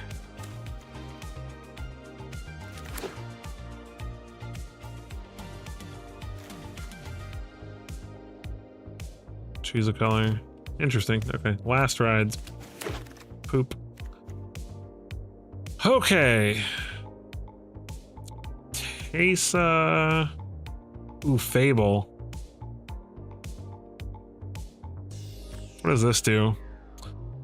0/1. At the beginning of combat, target creature you control perpetually gains +1/+0. Then choose a creature card in your hand and it perpetually gains +1/+0. It's interesting. Dark Confidant. Gix is meh.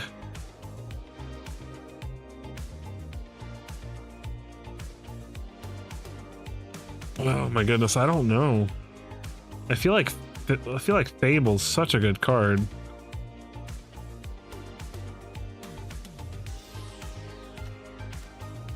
Two Scalding Tarns in the same pack, that's interesting. I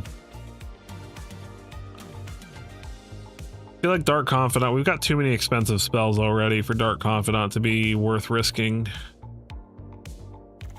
I guess I'll try this thing. Warren War Leader is interesting.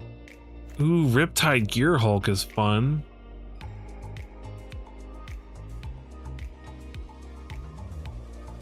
I don't want to play these heist cards. Everybody hates these.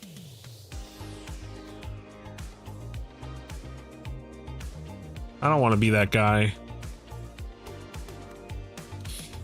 Okay. I'll go black. Whip of Erebos is one of my favorite cards. And then we get immediately rewarded with another really solid ETB effect. Glad I decided to go black. Shoulder's really good, especially with Elish Norn on the battlefield. Go figure, they're both Praetors, right?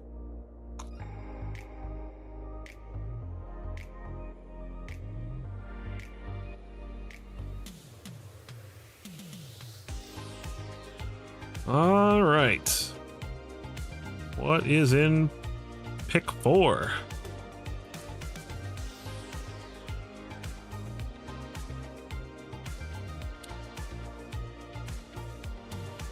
For all of you that are here right now, I would appreciate it if you take a quick moment to hit that like button, just so that we can get this out to more people and have more people join us. More people chatting and having fun is always fun. So I would greatly appreciate that. Terrors of the Track, 2/1 double team. When this or another creature dies, each one. Interesting. Sanguine Evangelist is meh. Vanishing Verse is very good. Whenever you gain life, a random creature in your hand perpetually gets +X/+X. I think we like Vanishing Verse here. Unconditional removal of a monocolored permanent seems pretty sweet to me. Quag Feast, Prismatic Vista, Godless Shrine. I'll take Godless Shrine. Whip of Erebos is so sick. I love this card.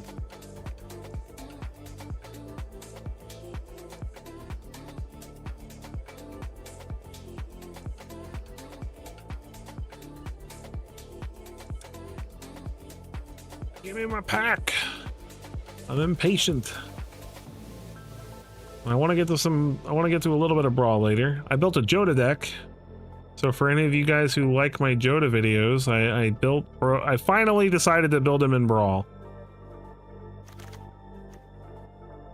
Damnation. Murderous Rider. Oh man, this is a pack for me, man. Gideon. Damnation is probably Faithful Absence and Pylon.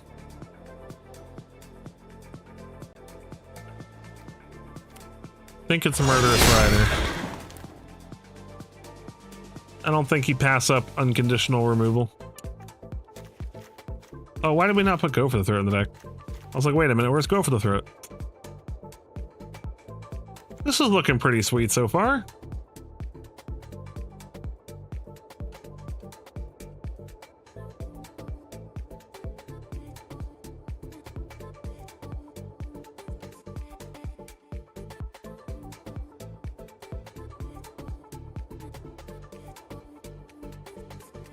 Any second then. There we go. Darkstar Augur, nowhere to run. Nowhere to run.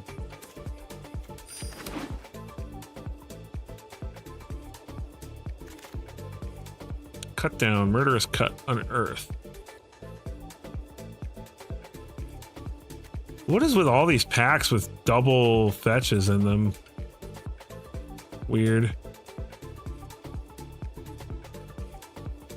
I'm not sure if we care about cut down or not. We'll see. Tesa.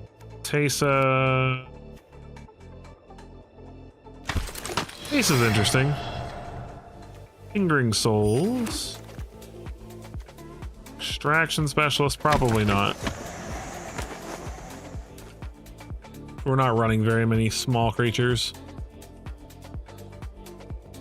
So I don't feel like Extraction Specialist is worth it.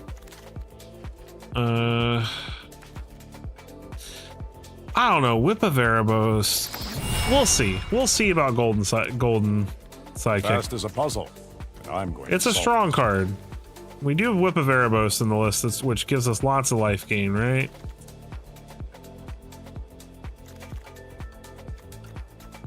But I don't know. Elder Dragon War.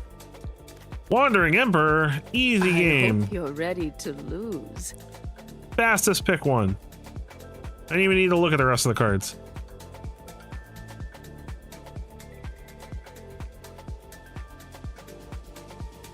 I'm playing white, and Wandering Emperor presents itself. We play Wandering Emperor.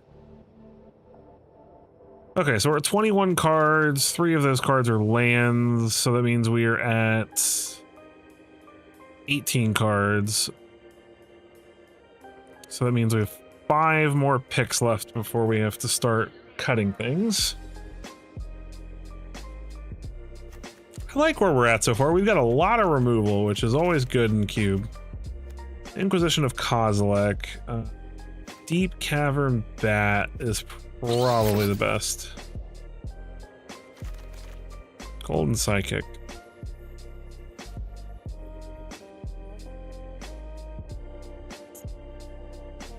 I don't know, maybe that's good enough.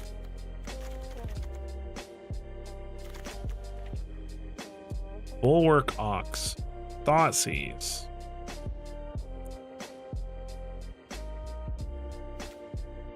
I think we take Thoughtseize.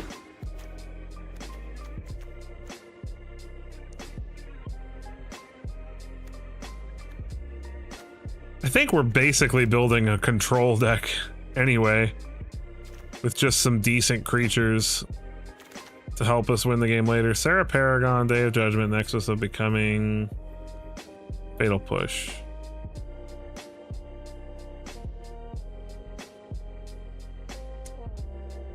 Sarah Paragon.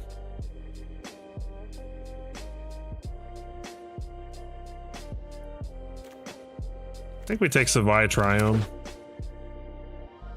It gives us our colors and it can be cycled later.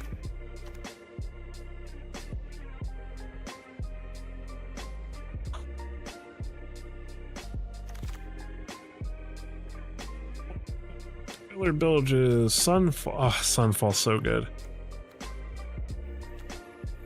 What is this? All creature cards you own with mana value 2 or less perpetually get +++. Secret creature with mana value 2 or less put on the battlefield. Creatures you control, mana value 2 or less get flying.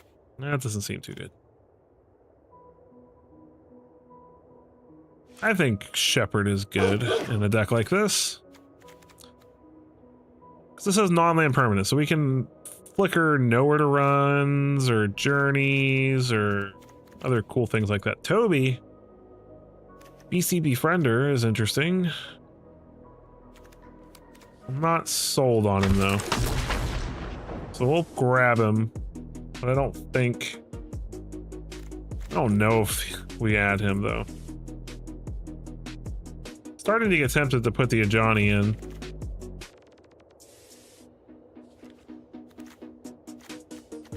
With the 2-drops that we have. I think I'm gonna put a Johnny in for right now. So 27. So right now we would be, our deck is built. So, but we're pick 6. So the rest of these picks are gonna be subpar in most cases. So we'll see what we get, what's left over. Got 2 more picks from packs we haven't seen yet, so we will see if there's anything worth replacing. I feel like this is pretty sweet, though. This looks pretty awesome.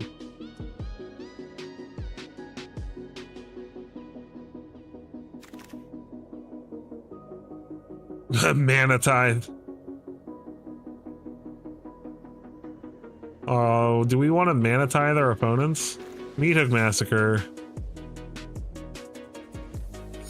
I'm not sure about that. Gonjo. What's this do?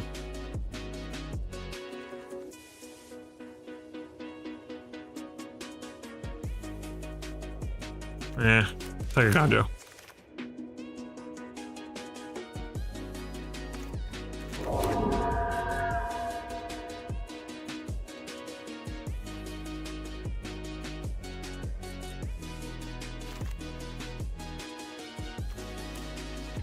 Nothing from this pack. Is there room for Meat Hook in a deck like this? Probably not.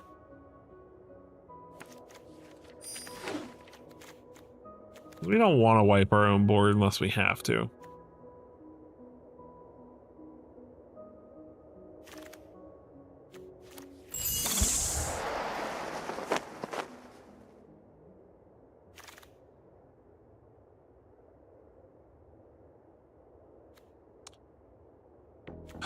Sunfall. Sunfall's really good.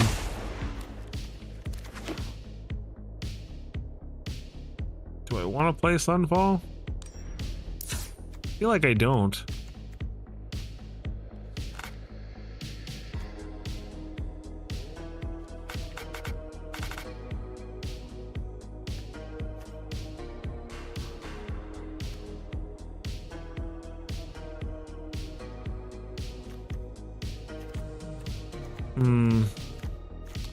We're sitting at 40 cards. My only question is whether or not I add Sunfall or Meat Hook. I don't think any of the other cards we have need to go in the deck. What's up, Obsidian? Yeah, it's... well, it's... in limited, it's not as important, right? And there are better board wipes, like Damnation. I passed a Damnation earlier. So limited tends to be more creature based, so it's a little harder unless you're running a dedicated control list to play board wipes.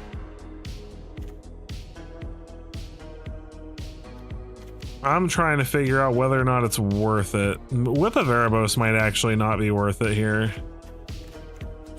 I love Whip of Erebos, but I don't think it's worth it. I think we do play Meat Hook. Let's try it like this. This deck feels pretty cool.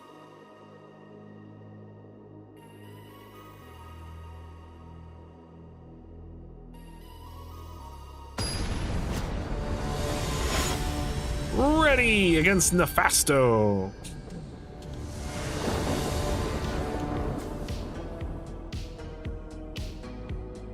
Okay, opponent goes first. It's a little slow, but I have faith.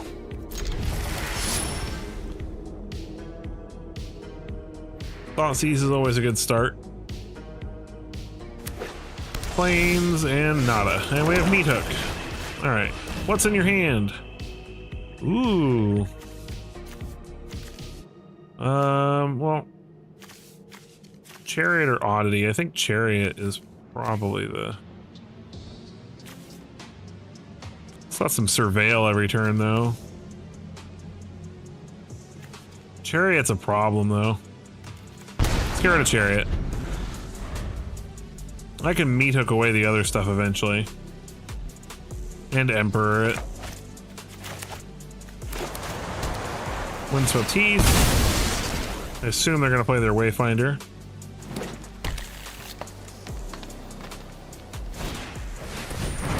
Or not.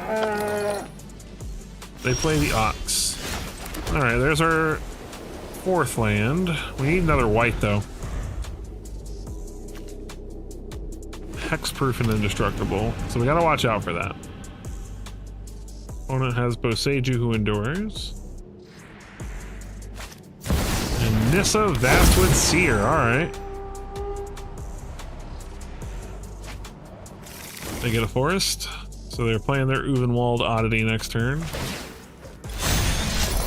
And growing their Bulwark Ox, which is a problem. Oh, they're gonna grow Nissa, okay.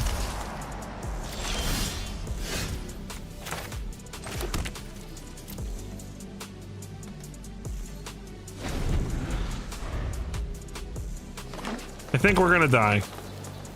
I think we kept too slow of a hand.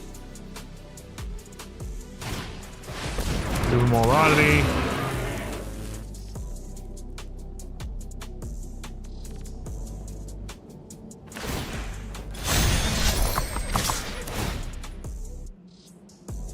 Where's the oddity?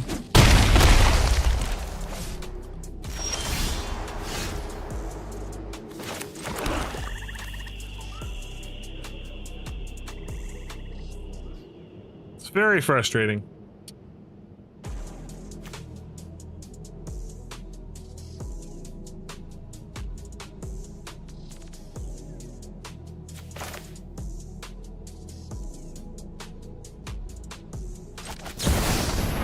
I think we do this and force him to sacrifice the ox. I'm not overconfident. You're just underwhelming. And then he still needs to at least send the Nissa at the Wandering Emperor. Oh my gosh, okay, yeah, we're dead. Kept too slow of a hand without enough early removal. That was my bad. I just didn't want a mulligan. Turn 1 Thoughtseize and seeing Emperor and stuff. I got greedy. That's okay, I won't make that mistake again. And hey, you know what? If I get my butt kicked, then we get to play some Brawl, so. Lux. Let's go. We go first. This looks good to me.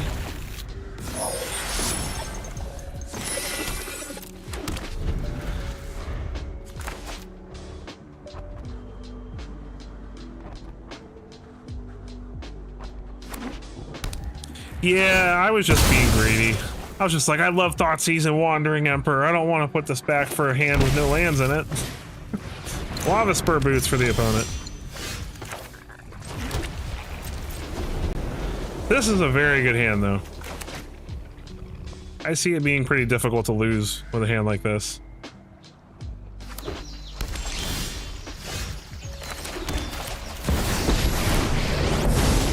Yes, we found our earlier removal. Fight for those who cannot. I'm gonna ultimate this Ajani, watch. No, he's got Lava Spur Boots.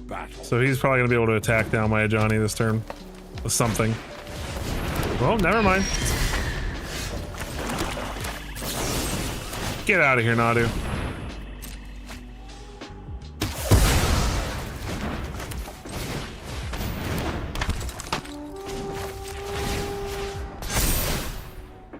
Let me show you how to fight. Let me show you how to fight. So they got Bristly Bill over there. Which thankfully we can get rid of with Verse. Landfall. They can slap Lava Spur Boots onto it. Scythe Cat Club, alright.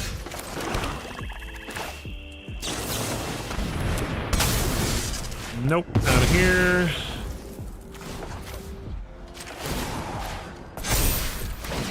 True strength comes from within.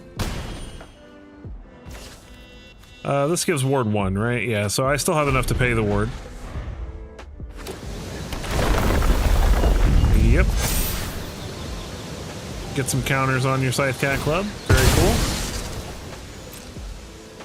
Get more landfall.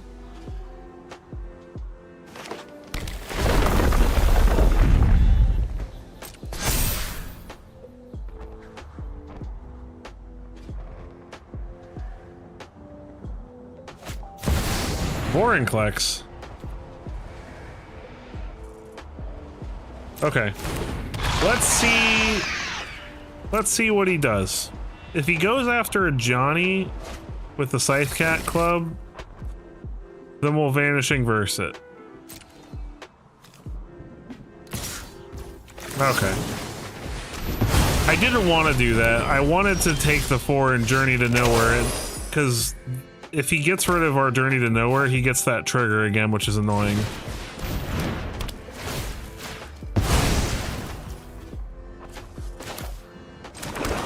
All right.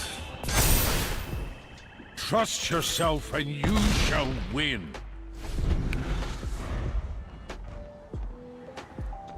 Am I gonna... If he doesn't have removal, I'm not gonna need the Ajani, but... Oh, he's got a Bonnie Paul, though.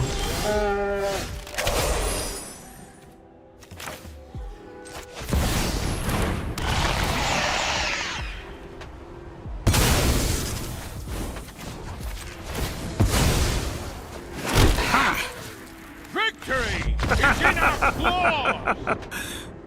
Say hello to my 20 cats!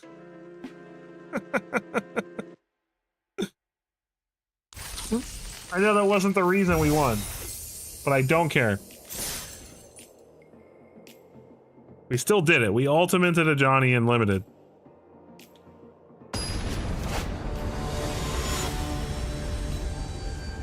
Spudweiser. Alright, we go first. No white mana. This feels bad. What are the odds we draw white mana? 1, 2, 7, 8, 9, 10, 11. 11 of our 17 lands produce white. I'm gonna risk it. You know what they say, risk it for the biscuit. We have a Deep Cavern Bat, so we can at least play something. If we can find a white mana, though, in the first 3 or 4 turns, this is a very good hand. We found another spell we can cast. That is important. Bat. Well, I guess we get rid of Harvester since that can kill our bat. Hey, Sarah, welcome, welcome. My faithful moderator, thank you for joining.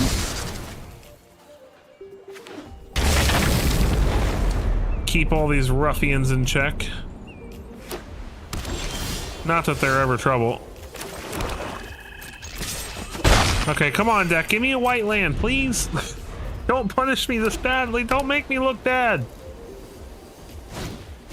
Steel Seraph. Okay, well, at least we can know where to run that.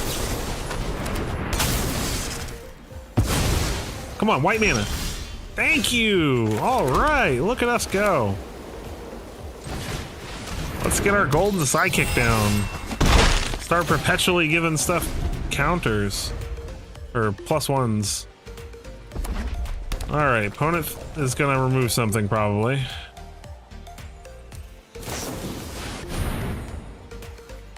Well, they play 3 Tree Battalion. What do they get?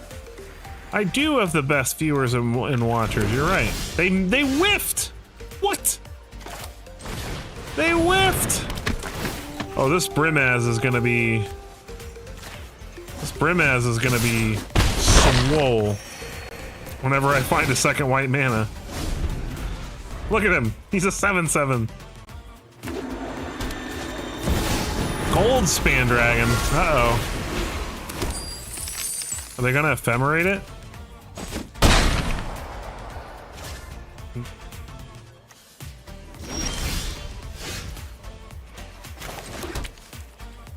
White.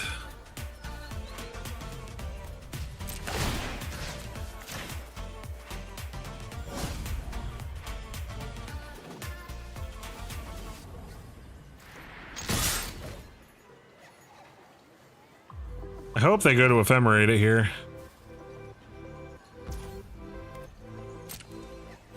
They were thinking about it. They decided not to, though.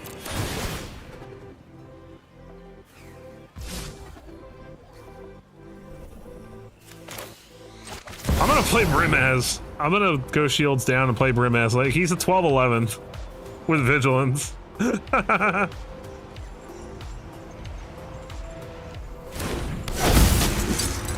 he wants to ephemerate his Goldspan dragon, he's welcome to.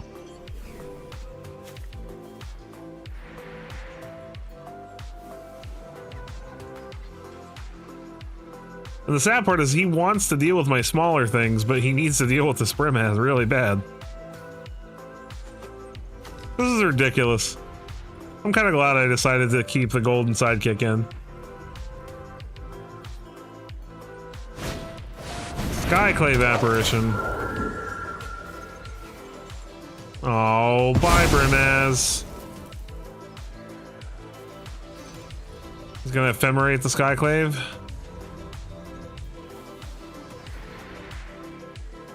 Still gives us a 3/3 though.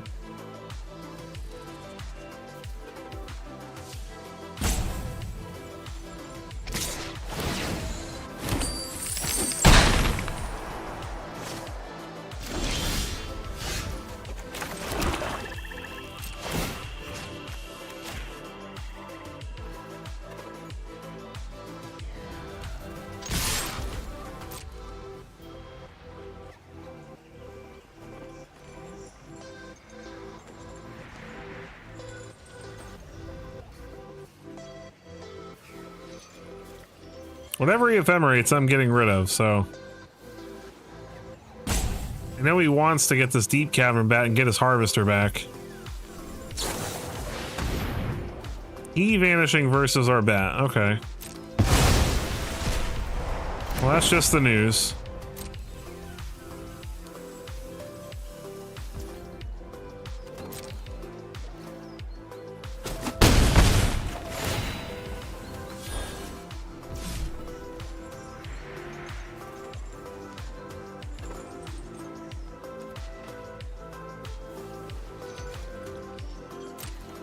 I think we just hold back.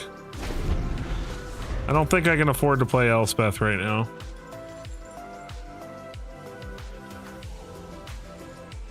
If he plays Harvester, the Skyclave dies too, so.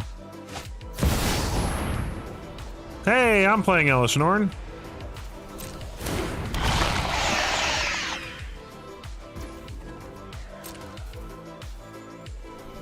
He attacks with his Goldspan though. Not attacking with Goldspan, alright.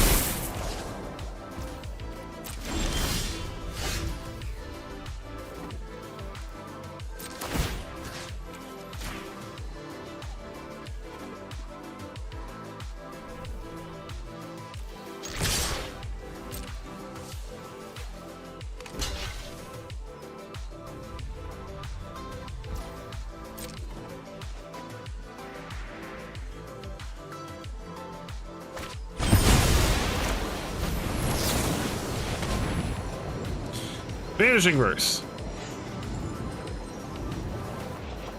Now he doesn't get his rebound. And we get a 3/3.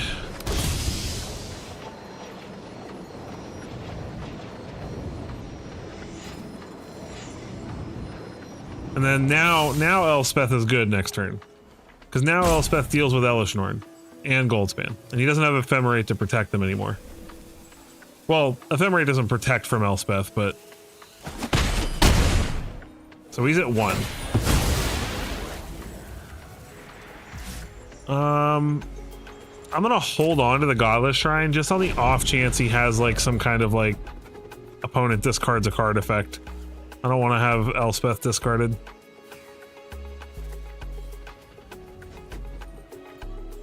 We can Harvester of Misery and wipe our board.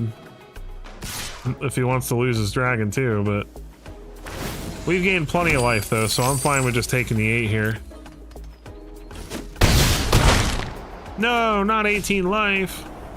What do I do? He plays Harvester here. Sure. Wipes our board, but he loses Goldspan. What's his last card? Graveyard Trespasser. That is annoying because Elspeth doesn't get rid of that. And he gains some life back.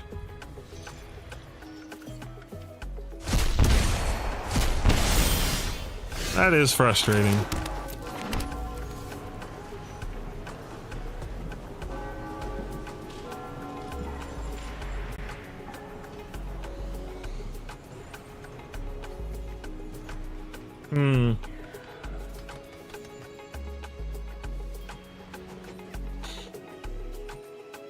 I don't want to let him get more triggers with Elishnorn.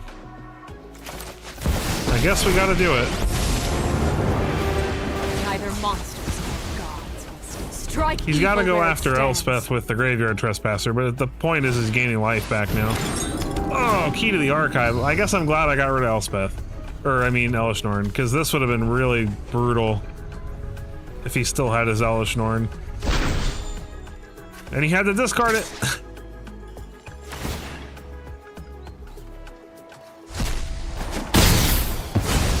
Okay. How long must this torment last? Of course we draw a land. Graveyard flips. No creatures to... Not from our graveyard, anyway. We gotta draw something soon.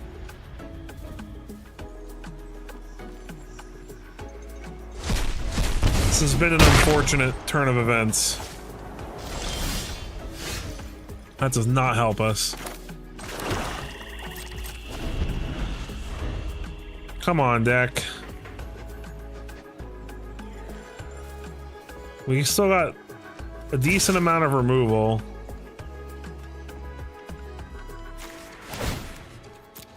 We still got creatures to exile to keep doming us for a bunch. This is ridiculous. Can't believe we're gonna lose this way. Wow! Does he have any more creatures to exile? No. Yes, one more.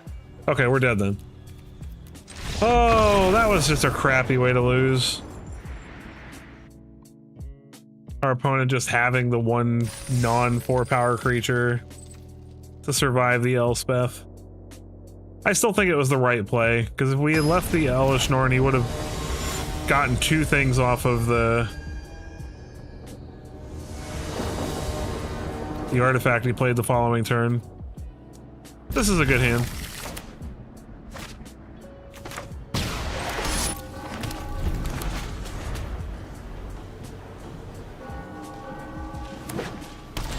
Forest. What you got, opponent? Verdant Dread, Bonnie Paw, Bankbuster, Mockingbird, Coat. This can go bye-bye.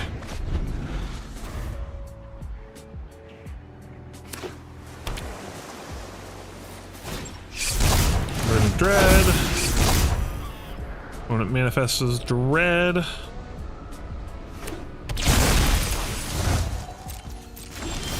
We find a land.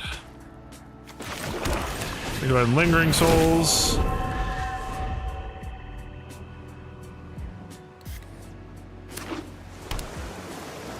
Island for the opponent. And Cryptic Coat. Opponent gets in for 2, no blocks.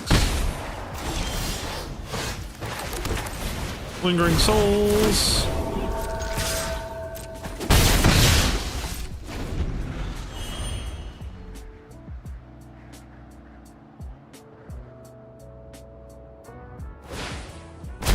Opponent flips Bristly Bill.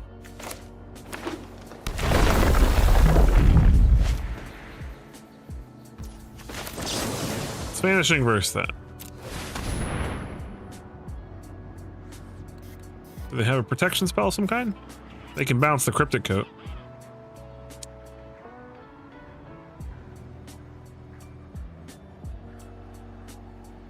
And then we can go for the throw the face down card.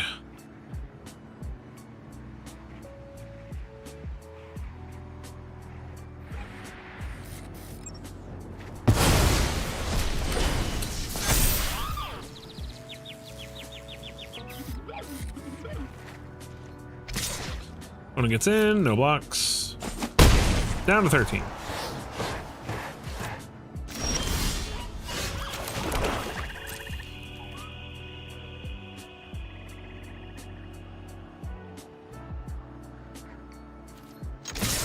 Get in for 4.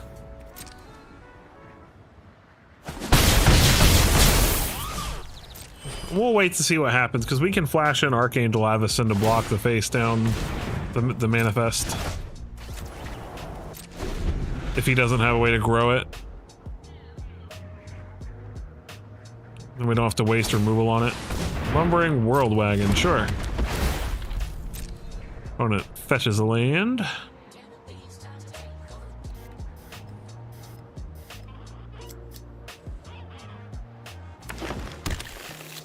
I like our opponent's deck though. I think it's fun. Alright, I don't think the opponent has a 1-mana spell to stop this, so we're gonna go ahead and block. And it should be pretty hard for our opponent to recover from this.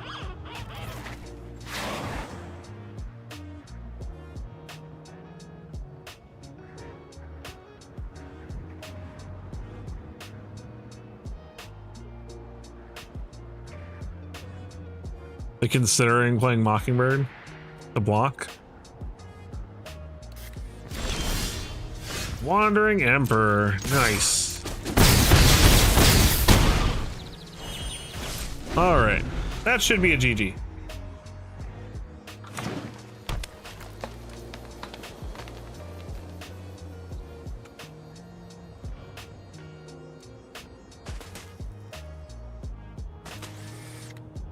I love Cube. I feel like these are some of the most fun games I get to play each set. Mockingbird. It is annoying.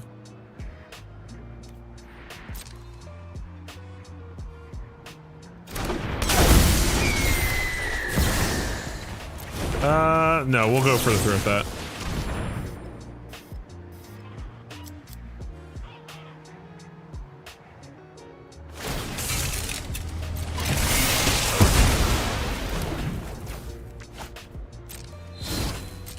Go for it.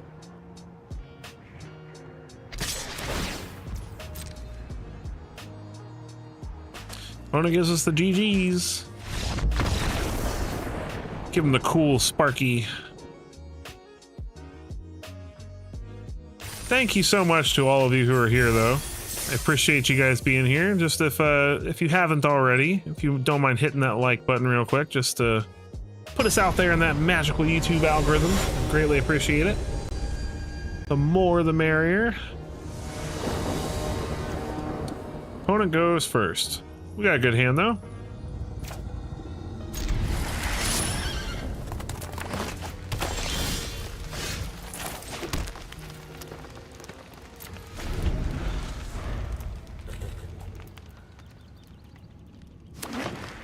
Opponent is on Gruul. Right, Deep Cavern Bet. What you got? Green Widow, Goldspan, Sirach, Layla. Ugh. Layla's the biggest problem for the moment. Forest and Green Widow.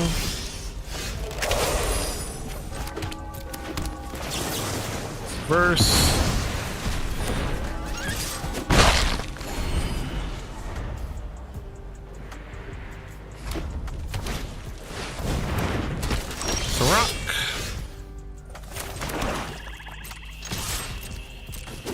Bat.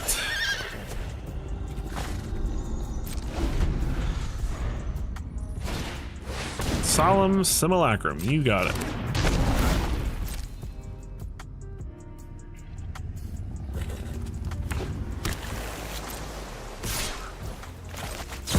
Wandering Emperor.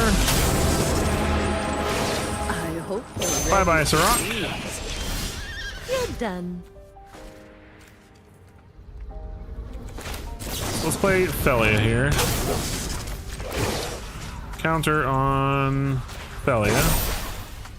We've got the edge in this fight. And then we Gonjo the Goldspan Dragon.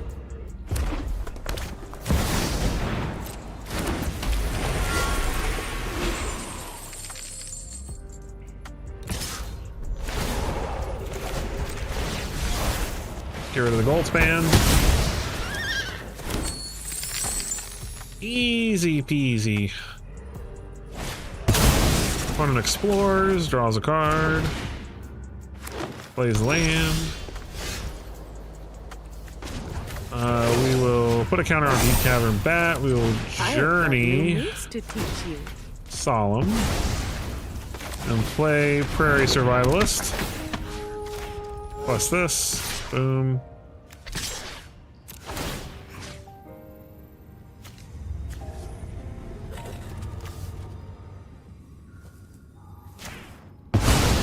Until next time, then.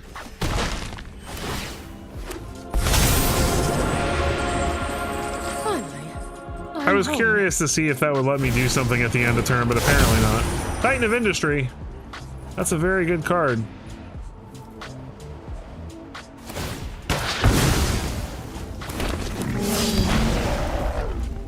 That is a very good card.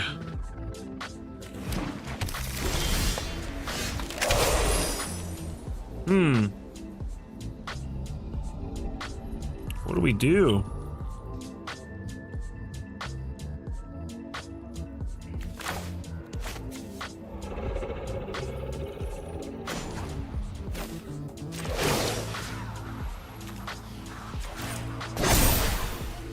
Remember your training.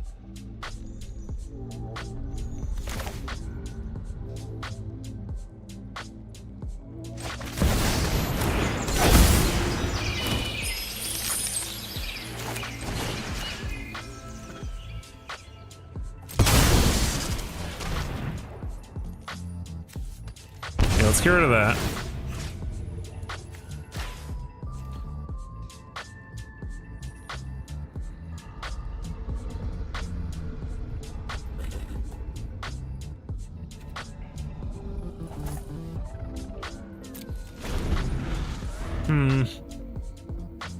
This is rough. Oh, Chandra. Ever see a volcano erupt in person? Oh, that's really good. About to. Let's make some more room to fight in. That's really good. That's a problemo. And Layla, ugh.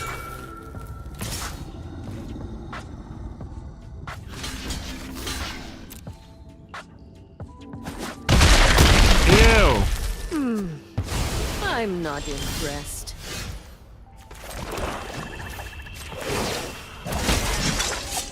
Keep watch for intruders. Oh my gosh. Our opponent just had two crazy draws in a row. Like, Titan into Chandra? Like, give me a break, man. And they send everything at... We don't have a choice. We have to let it go. I guess that's that.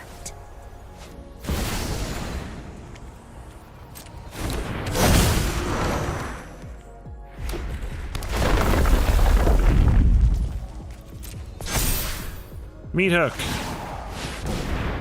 Oh, never mind. Meat Hook wouldn't even help us anymore. And he can wipe away my token now. Or, never mind. No pressure.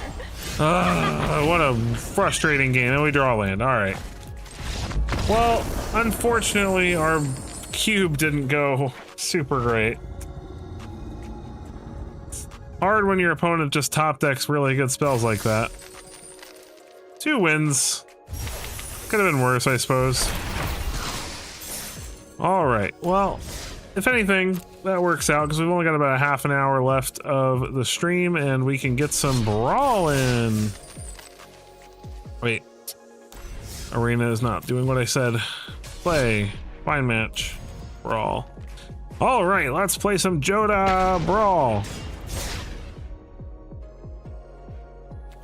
Oh, I guess I should show you the list real quick. I love Joda, and he's rotating soon, so I finally made a Brawl deck around him. It's definitely not the most powerful Brawl deck I've ever built, but it's very fun. So obviously lots and lots of legendary creatures. And as far as like crazy stuff we can do, it's mostly... There's not really, I honestly, I didn't build a deck with any like crazy combos. Like I probably could have, but I chose not to.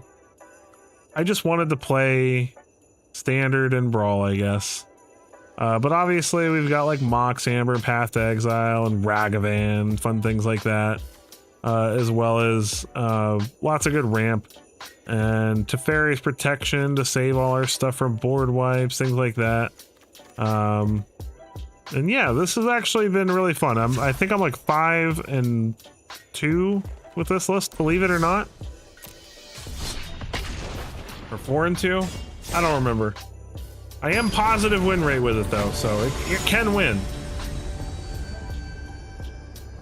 Gregor V the Brilliant. Playing Ral Monsoon Mage, alright.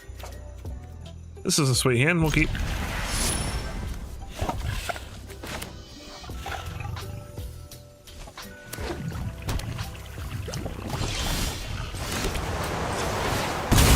Windswept Teeth.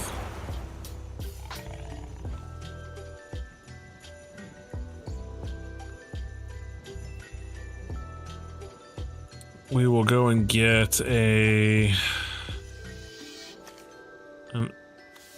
Temple Garden. Play Bird's Paradise. So glad Birds is on Arena finally. Play a Mox Amber.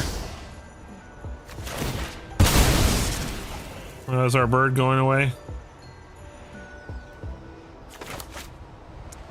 Come on, man, don't kill my bird. Nope, Thundering Falls, okay. I miss when they did cool things like this. Alright, Ral Monsoon Mage is in play. Just need one big breakthrough. Instant sorceries cost 1 less. Whenever you cast one, flip a coin. If you lose the flip, he deals 1 damage. You win. You flip him. Okay.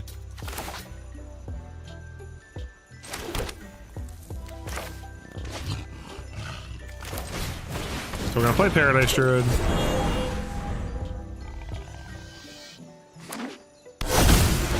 Prismatic Vista.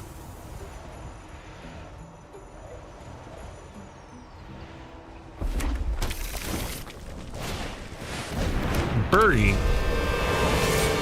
Well, I have a feeling we're gonna be dealing with some combo stuff here in a minute.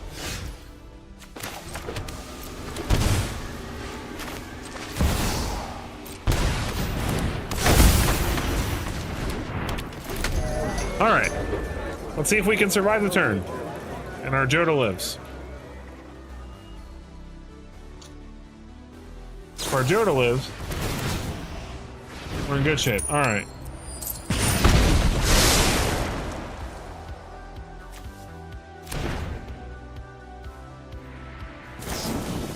Burst Lightning.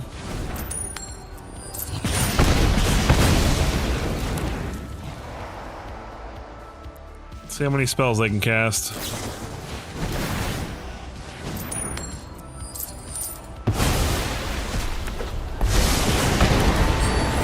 If you don't want to get zapped, don't pick a fight.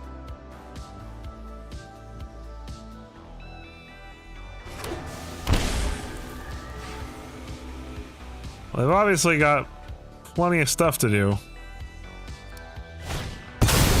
They play Dragonstorm Conduit. Every problem has a solution. Let's Try one. If that's all they do, then we're in good shape.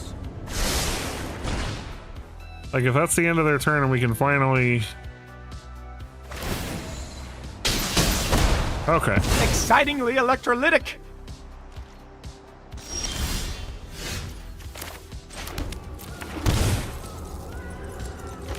Alright, so we're gonna play Honest Rusting here. Get Tiny Bones. Get back Delighted Halfling. Play Boromir. Tiny Bones joins up. Make the opponent discard. Cool. We get free things. I like free things. And I guess we will attack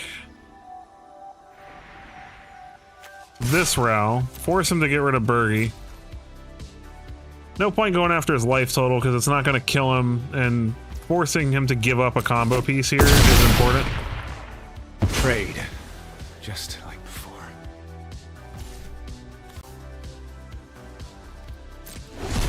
And then we have a way to protect our board, which is nice. Underworld Breach.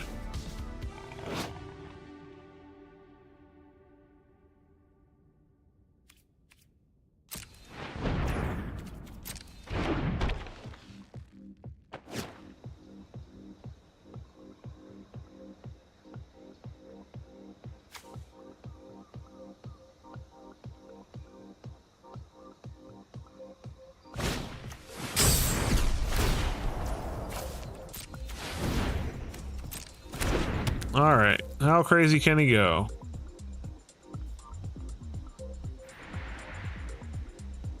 I don't think he can kill me here.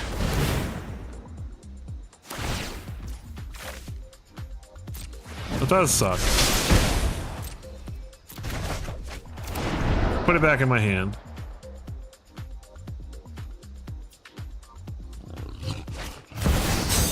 Rail Monsoon Mage, add 1 red mana.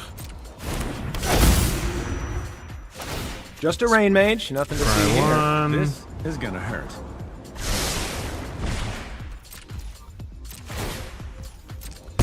Okay, I think we're good.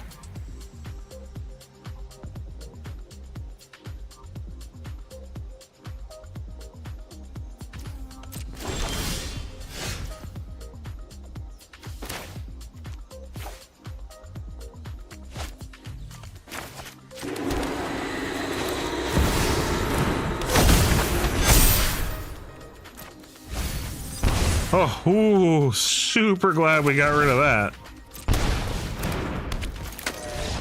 And they scoop. All right, nice. See, I told you we could win. And this is a pretty broken kind of combo deck, too. Joda! Joda! Joda! Joda!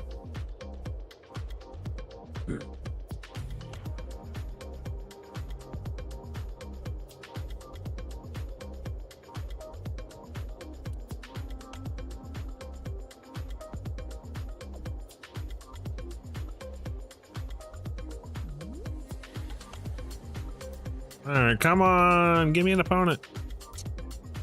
Give me an opponent. Hooray, we found somebody. Tigum, the Ambitious, playing Rivaz of the Claw. That's a commander I can get behind. This is not a keepable hand. We win! We're so powerful that they just scooped before we could do anything.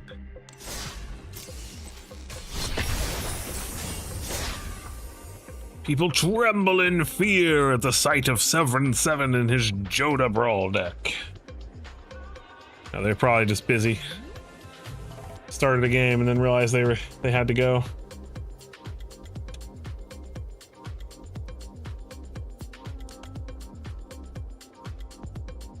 Come on. I want to get at least a couple more games in before our stream is out. Maybe we can play some Miram too.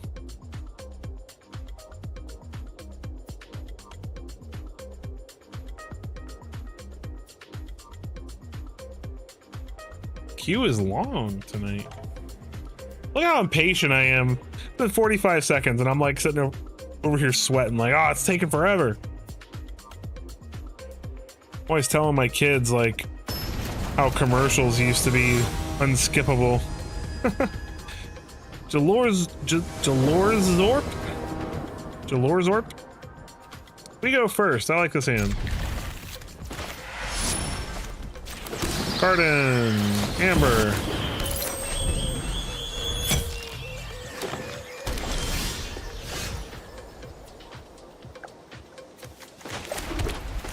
Thalia.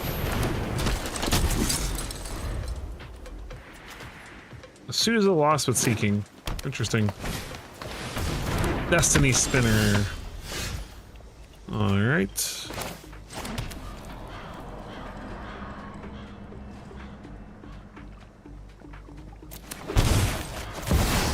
Jetnir.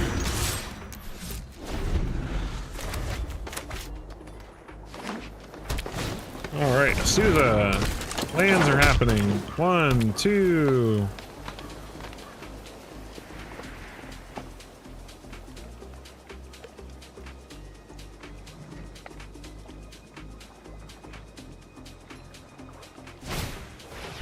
Kami of the Bamboo Groves. More land. Our opponent has ramped successfully. Hold on. Okay.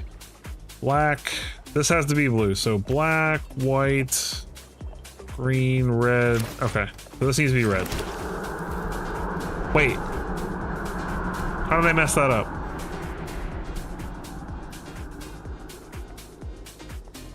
How did I mess that up? Oh, why'd they scoop?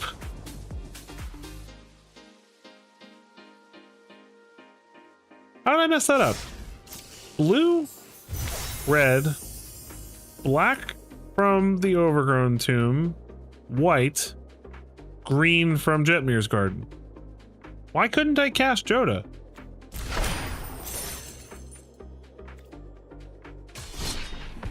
I'm very confused why I couldn't cast Joda that turn.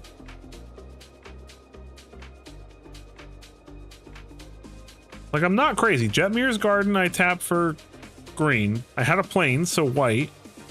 I had Crag on red. I had Overgrown Tomb for black. And Mox for blue. I'm so confused. I don't know why it wasn't going to let me cast my Joda there.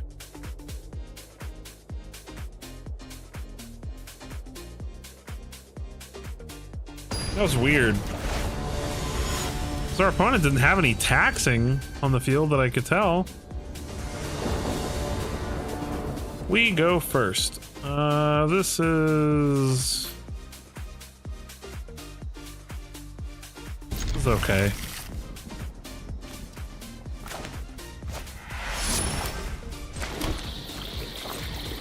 Let's see what our opponent's playing. Oh, they're playing a Traxa.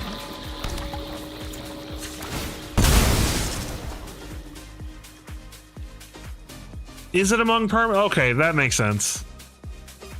Okay. I just don't read cards, apparently. I think we want...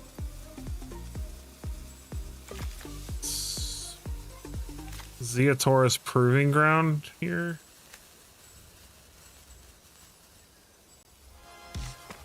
Yeah, I think we want Zeotaurus Proving Ground. And then...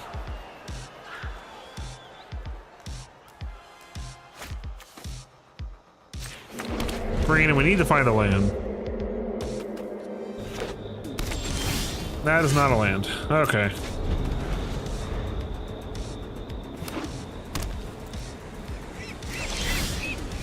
Well, something we can cast at least. It's not gonna live though. Oh, come on, any land. Any land. There comes the Traxa. No, wait. He doesn't have the mana for it yet. Okay. I didn't think we wouldn't be able to find one land in 4 turns, but apparently I was wrong.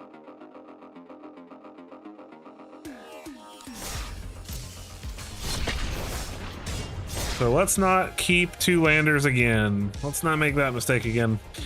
I played too much standard. Forgetting there's 100 cards, so the likelihood of land drawing is a little less. Gornog the Red Reaper. This is a pretty sweet hand. What does this do? Haste 2/3 cowards can't block warriors.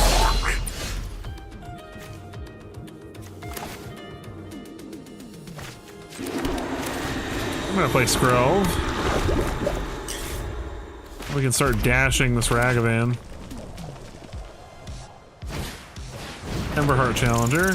These are all warriors. Alright, so it's warrior tribal.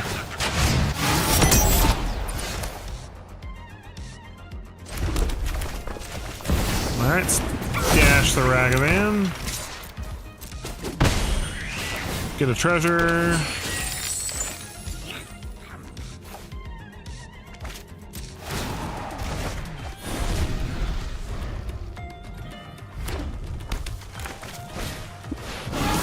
Gornog.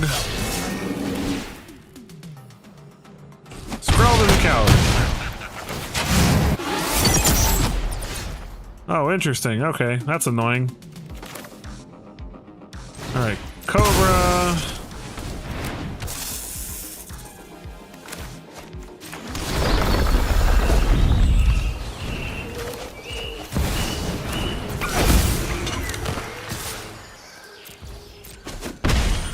We're probably gonna die, but we'll see.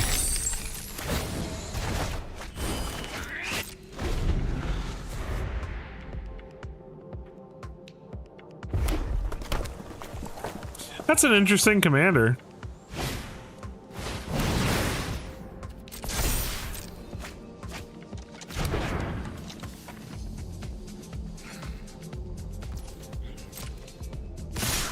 Yeah, I don't think we're getting out of this, unfortunately. That's a lot of damage.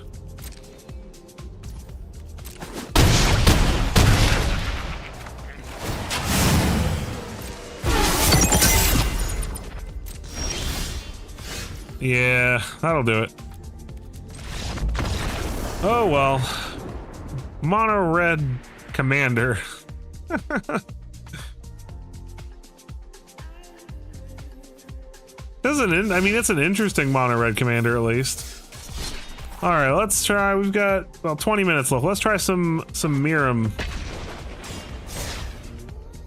In lieu of Tarkir being all about the dragons, we'll play some Miram. See if we can do some fun stuff. Oh, hey, look, we stopped playing Joda and we immediately run into a Joda deck. How ironic.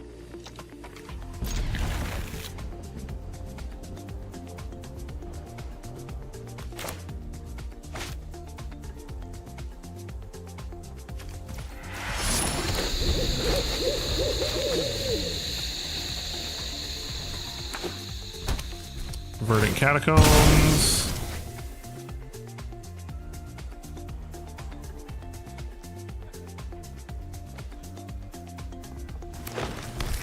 Opponent gets a forest. Plays a Birds of Paradise. Feels very much like our list. We will reveal a gold span, I suppose. And I guess red.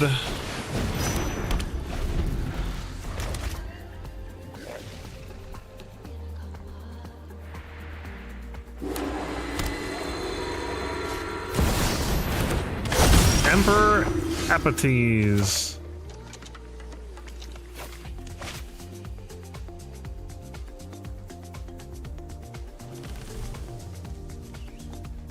Interesting. I don't have this card, so it's not in my deck. Apparently, I should be playing it though.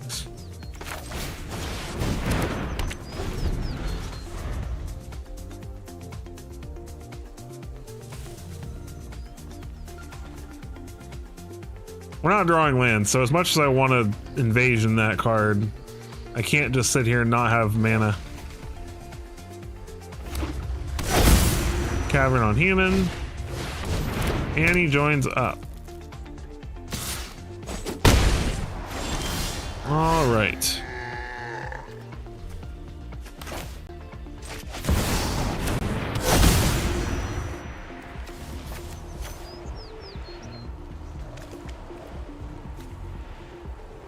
Do I get rid of birds or Emperor?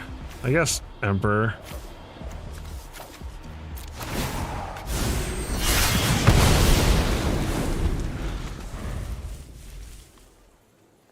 Very frustrating that I'm losing to not drawing lands. I'm running enough lands, I know I am.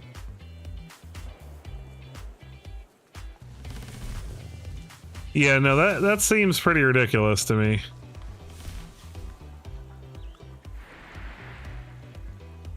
I wanted to get rid of birds, but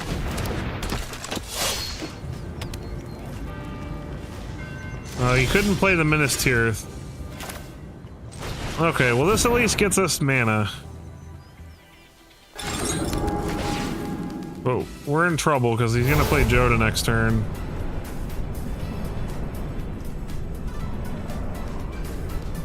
I guess Growth Spiral?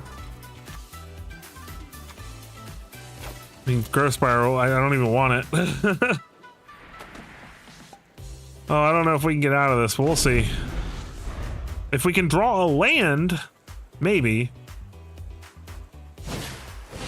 Relic of Legends. Okay, well he still can't play Joda this turn, which is good. But he can get back the Emperor, which is a problem.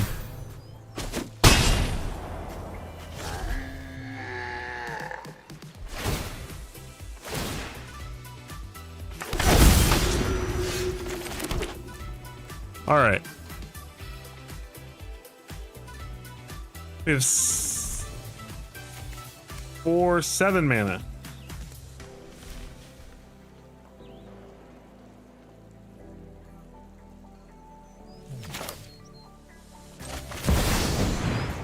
I think we play Goldspan. Go after Invasion.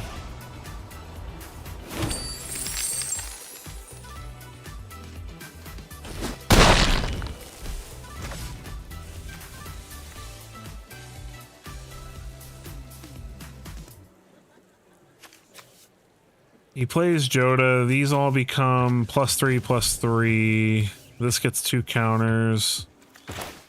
It's rough.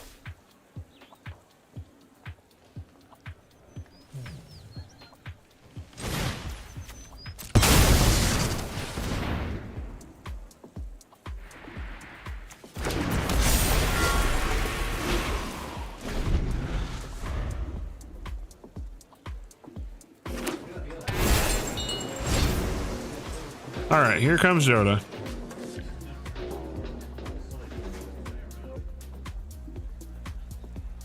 No, wait.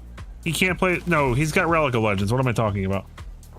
But Relic of Legends means he can't necessarily attack us for 1 billion this turn if he... Okay, plays Joyra instead. Draws 2 cards. Well, this is pretty good for us. This gives us some hope. There's Joda. Alright.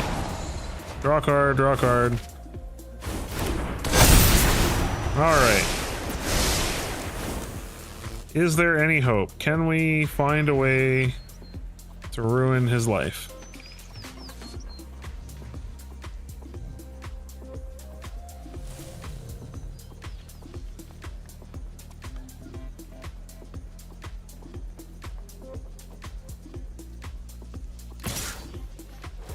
Oh, it has haste! Oh, I forgot about that part. Oh, we're so toast, aren't we?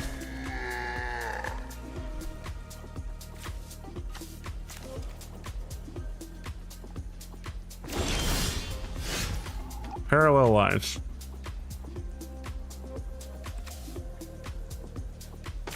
Okay, hold on.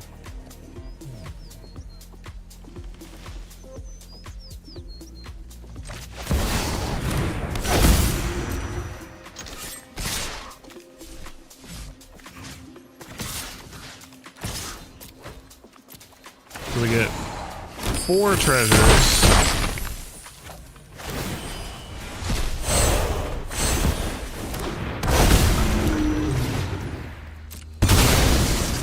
Play Miram.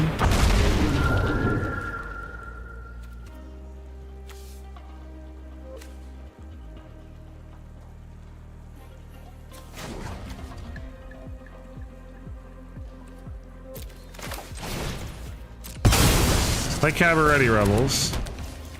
Play Earthquake Dragon. Seek a creature.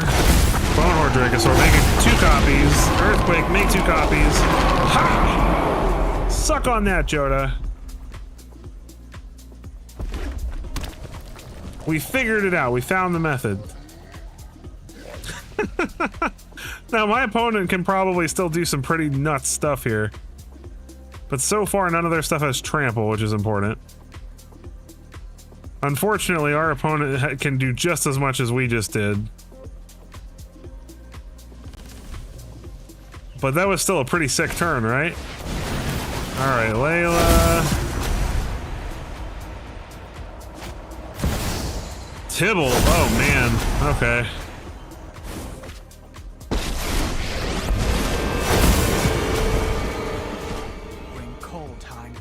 knees. Rona. Opponent's just gonna draw a billion cards here.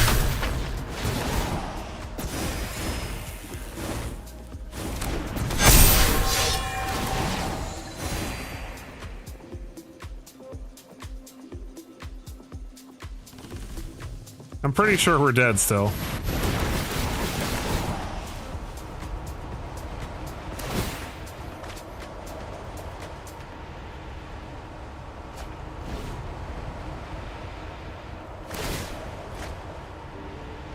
Oh, we're gonna have to sit through a million years of this, aren't we? I'm not gonna quit though, because if he can't kill me by some miracle.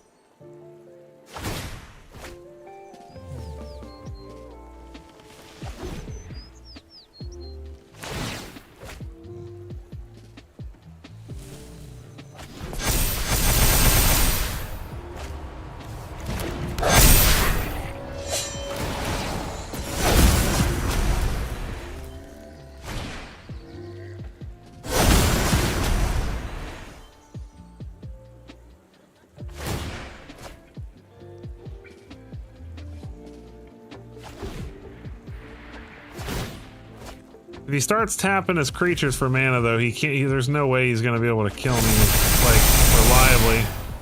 That is a really big Layla. So far, nothing has trample yet, though.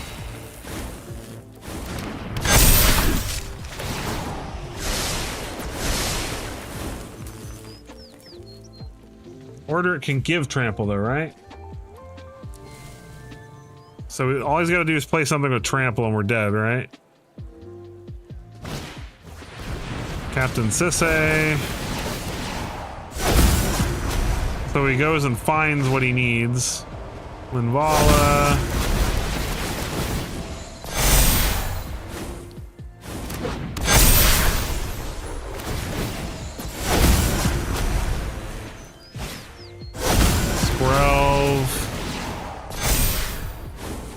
Skrelv is fine because we have creatures of different colors, so he can't give the Layla unblockable.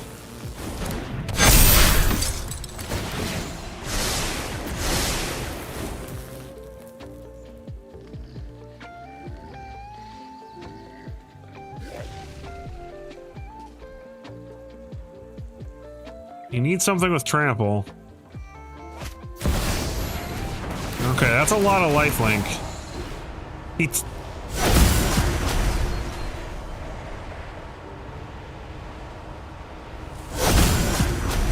And flying, but all our stuff has flying too.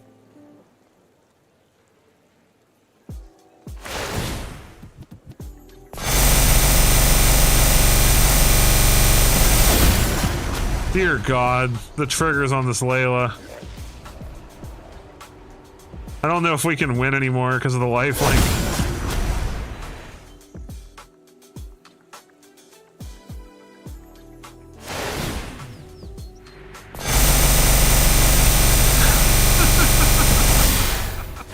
This is so stupid.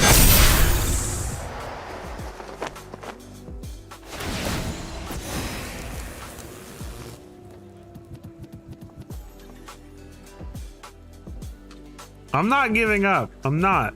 If he can't kill me, I will fight.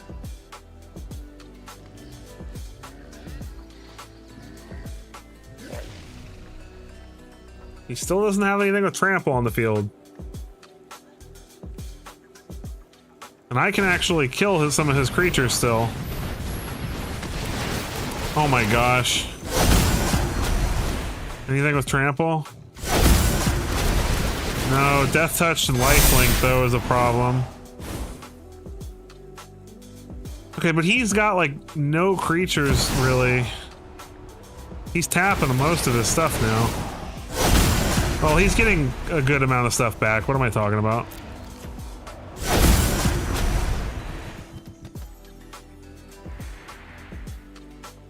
Come on. My goodness.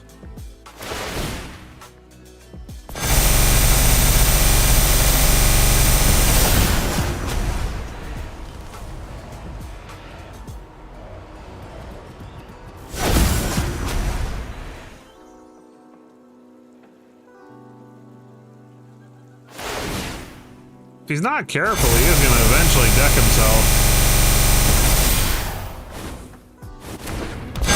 I don't know, I'm about to scoop because I'm sick of listening to the machine gun of Layla.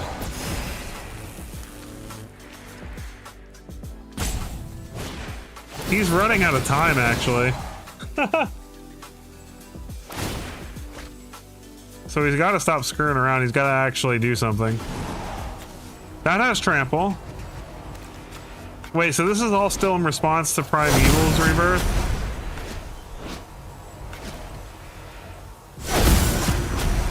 Okay, we're dead. It's not even letting me scoop. He's broken arena.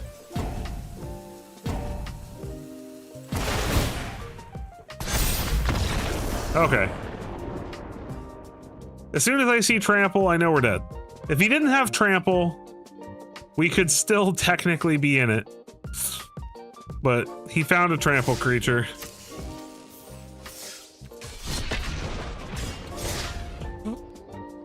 Sat through all that for nothing.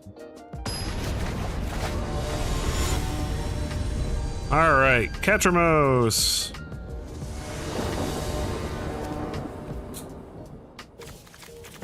Sure.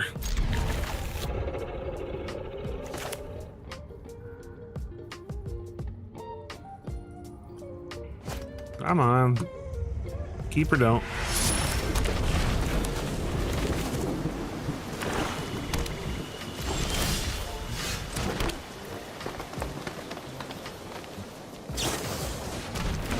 Thieves Guild Enforcer.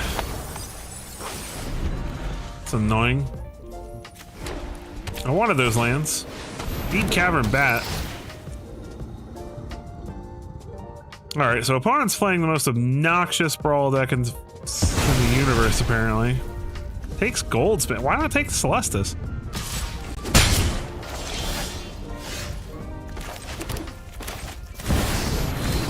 I'm gonna play Clothis.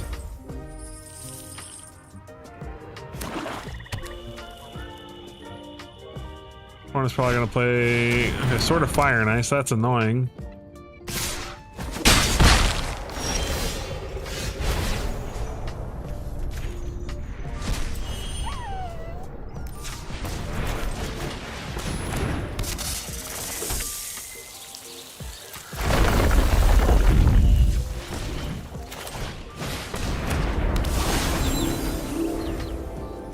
Day and night.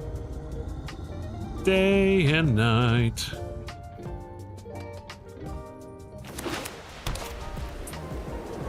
So we can technically play Drakuseth next turn. Sure. Never mind, because he's gonna ping our Cobra. So I guess we might as well block.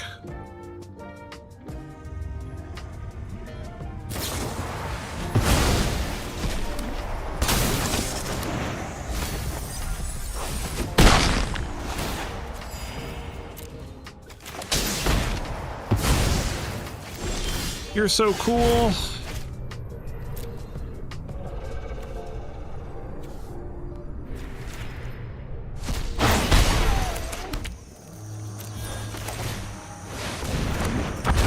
Miram. Ward 2, so it should be at least relatively difficult for our opponent to form on its crypt. Does he have a straight up 2-mana removal spell?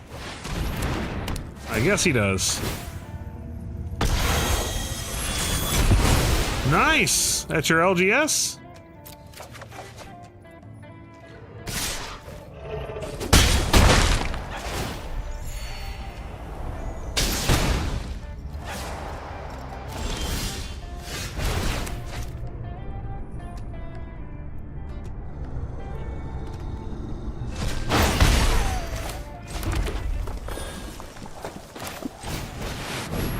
Drakuseth.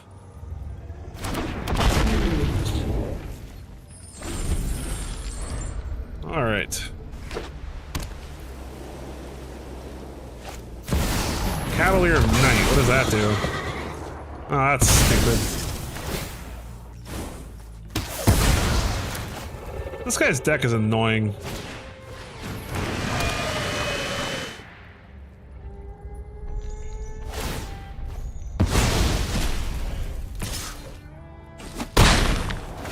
Nice, dude. Congratulations.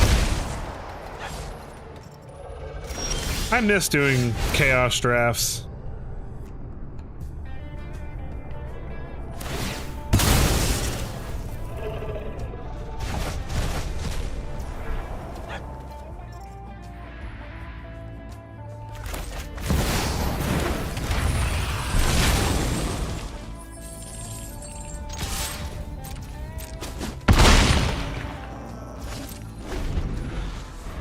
I don't think we're gonna win this one, unfortunately.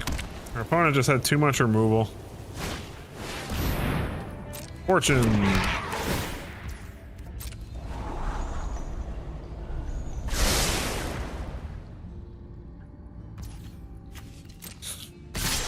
Opponent gets in for 7, goes down to 5. Pings us for another 2, down to 3, draws a card.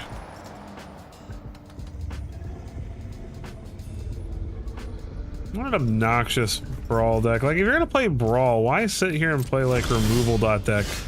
That feels really lame.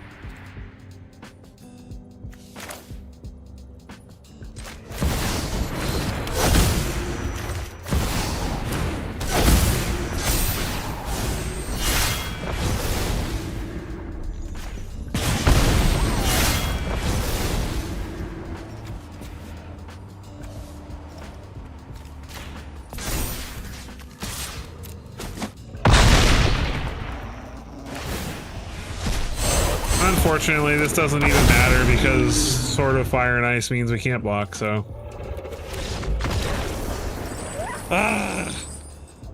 Alright. Well, it's a frustrating way to end the evening, but it is 11 p.m. Eastern Standard Time, which is when I end my streams. So I would like to thank all of you who have joined me for this stream. We may not have had the most glorious time on Arena with our draft and our Brawl, but we still got to have a little bit of fun, and it was definitely fun going over all of the Tarkir cards with you. If you've joined recently and you missed out on that, make sure you go back and rewatch the VOD once it's posted. Just another reminder, if you have not already, make sure you hit that like button, hit that subscribe button. We're super close to 1,000 subscribers, and I appreciate all of you who've helped me get so close to that goal. Making this into a career so that I can be around my family more and stuff like that is a dream for me, and it wouldn't be possible without those of you who have supported me up to now.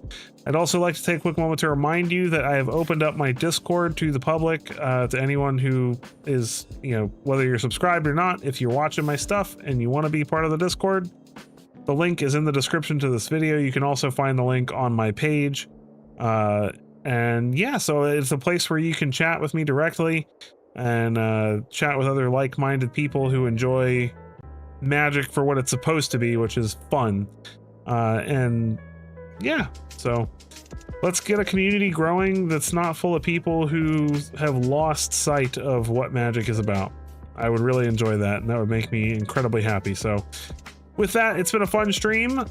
Keep an eye out for a couple of different videos coming from me. I'm not planning on making any more constructed videos leading up to Tarkir's release, because it just doesn't seem prudent to keep making standard brews with everybody so focused on Tarkir. I don't think anybody's going to care about my last minute brews from Aether Drift. Everyone's saving up their wild cards for other stuff, so I'll be making a video about the first 5 decks I'm gonna try once the set releases, so I'll do those on Moxfield and then go over them with you guys. I have a video I want to make talking about the state of standard, kind of a little bit more of a detailed version of the rant that I had in the middle of this video, and then also I'll probably do a couple of bonus streams before the release, just playing Cube and Brawl and Historic and things like that. So keep your eyes peeled for some bonus streams leading up to the release of Tarkir. And then once Tarkir gets here, put on your big girl panties, because I've got some spicy stuff coming your way. So with that, I will catch you in the next one.